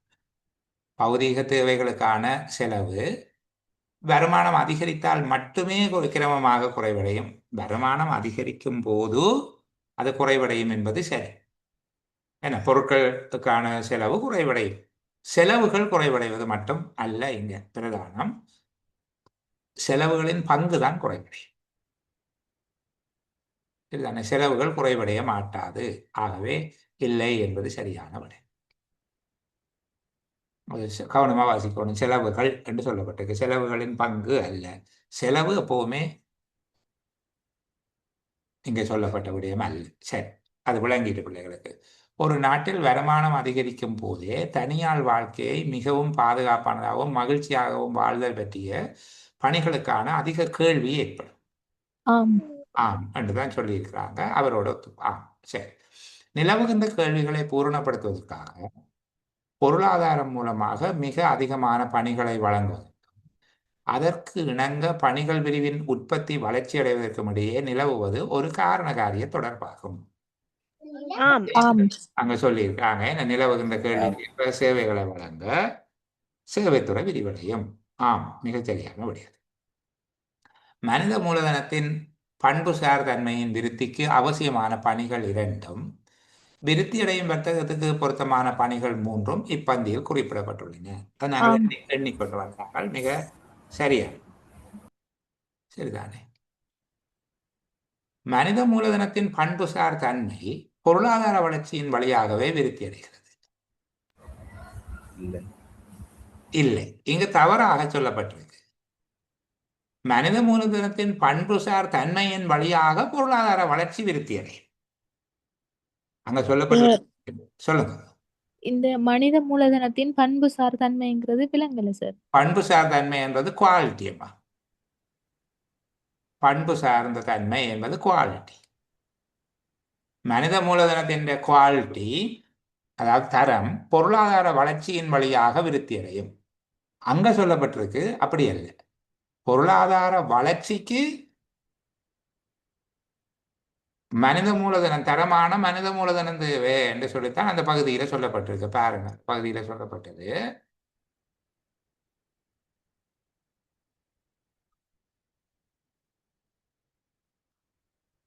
இந்த பாருங்க, பொருளாதார வளர்ச்சிக்கு தேவையான மனித மூலதனத்தின் தரத்தை மேம்படுத்துகின்றன. அப்போ பொருளாதார வளர்ச்சிக்கு மனித மூலதனத்தின் தரம் தேவை என்று சொல்லப்பட்டிருக்கு. அதனுடைய அர்த்தம் மனித மூலதனத்தின் தரத்தினூடாக பொருளாதார வளர்ச்சி ஏற்படும். ஆனால் கூற்றில் என்ன சொல்லியிருக்கிறாங்க? கூற்றில் சொல்லப்பட்ட விடயம் என்ன பிள்ளைகள்? மனித மூலதனத்தாலதான் பொருளாதார வளர்ச்சியினூடாகத்தான் மனித மூலதனம் விருத்தி அடையுதுன்னு விருத்தி அடையும். ஆனா மனித மூலதனத்தின் தரத்தினாலதான் பொருளாதார வளர்ச்சி தோன்றும். இது மாறி சொல்லப்பட்டிருக்கு. இங்க காரணகாரிய தொடர்பு தவறுதலாக சொல்லப்பட்டிருக்கு. இங்க காரணம் எதம்மா? மனித மூலதனத்தின் தரம், தரமான மனித மூலதனம். அதனால நிகழ்கிற காரியம் பொருளாதார வளர்ச்சி. அங்க சொல்லியிருக்கு பொருளாதார வளர்ச்சிக்கு தரமான மனித மூலதனம் தேவை. ஆனால் இங்க என்ன சொல்லியிருக்காங்க? பொருளாதார வளர்ச்சியினால தரமான மனித மூலதனம் உருவாகும். மாறி பார்க்க வேண்டும். தரமான மனித மூலதனத்தினால் பொருளாதார வளர்ச்சி விருத்தி அடையும் என்பதுதான் உரைப்பகுதியில் உரையாசிரியருடைய கருத்து. இவர் தவறாக சொல்லுகிறார் என்பதால இல்லை. தேசிய உற்பத்திகளின் முக்கிய உள்ளீடுகளாக கருதப்படுகின்ற பணிகள் 6 இப்பந்தியில் உள்ளடக்கப்பட்டுள்ளன. இல்லை, அங்க அவர் விளங்கப்படுத்தியிருக்க 5 பணிகளை தான் விளங்கப்படுத்தினேன். முக்கிய உள்ளீடுகளாக அமைகின்றன 2, மனித மூலதனத்தோட தொடர்புடைய 2, நிறுவனத்துறையின் வளர்ச்சிக்குரிய 3, 5 பணிகள் தான் விளங்கப்படுத்தி இருக்கிறார். ஆகவே இல்லை என்று விடையளிக்கிறேன். சரியா? நான் ஆஃப் ரெக்கார்டிங்கில் வச்சுக் கொள்ளுகிறேன். உங்களுடைய 15ல் எத்தனை சரி என்கிறது எனக்கு தெரியப்படுத்துங்க பார்ப்போம். சரி, பல பேருடைய வசதிக்காக இந்த விடைகளை திரும்ப ஒரு தடவை பார்ப்போம். 1 இல்லை என்பது சரியான விடை, 2 ஆம், 3 இல்லை, 4 இல்லை, 5 ஆம், 6 இல்லை, 7 இல்லை, 8 ஆம், 9 இல்லை, 10 இல்லை, 11 ஆம், 12 ஆம், 13 ஆம், 14 இல்லை, 15 இல்லை. சரியா? அப்போ நான் நினைக்கிறேன் ஒரு கொஞ்சம் பகுப்பாய்வு ரீதியாக பார்க்க வழிக்கிட்டால் உங்களோட வேகம் குறையுது. ஆனால் இந்த பகுப்பாய்வு ரீதியான புரிதல் இல்லாமல் சரியான விடைகளை வழங்க முடியாது. ஆகவே நாங்கள் செய்ய வேண்டிய ஒரே காரியம் விரைவாக பகுப்பாய்வு செய்வதற்கு பழகிக்கொள்வது. வாசித்து கொண்டு போகிற போதே உடைஞ்சு விழுகிற மாதிரியாக அந்த உள்ளீடுகளை நாங்கள் எடுத்துக்கொள்ள வேண்டும். இன்றைக்கு ஏதாவது புதுசாக கற்றுக்கொண்டிருப்பீர்கள் என்ற நம்பிக்கை இருக்குது. நான் இந்த அளவோடு நிறைவு செய்கிறேன். இனி ஒரு பிரேக் விட்டு திருப்பி தொடங்க வேணாம். அடுத்து வருகிற செஷனில் மிகுதியை பார்ப்போம். மிச்ச கேள்விக்கு விட செய்யாதாக்கள் செய்து கொண்டு வாங்க. அடுத்த சண்டே மிகுதியை பார்ப்போம்.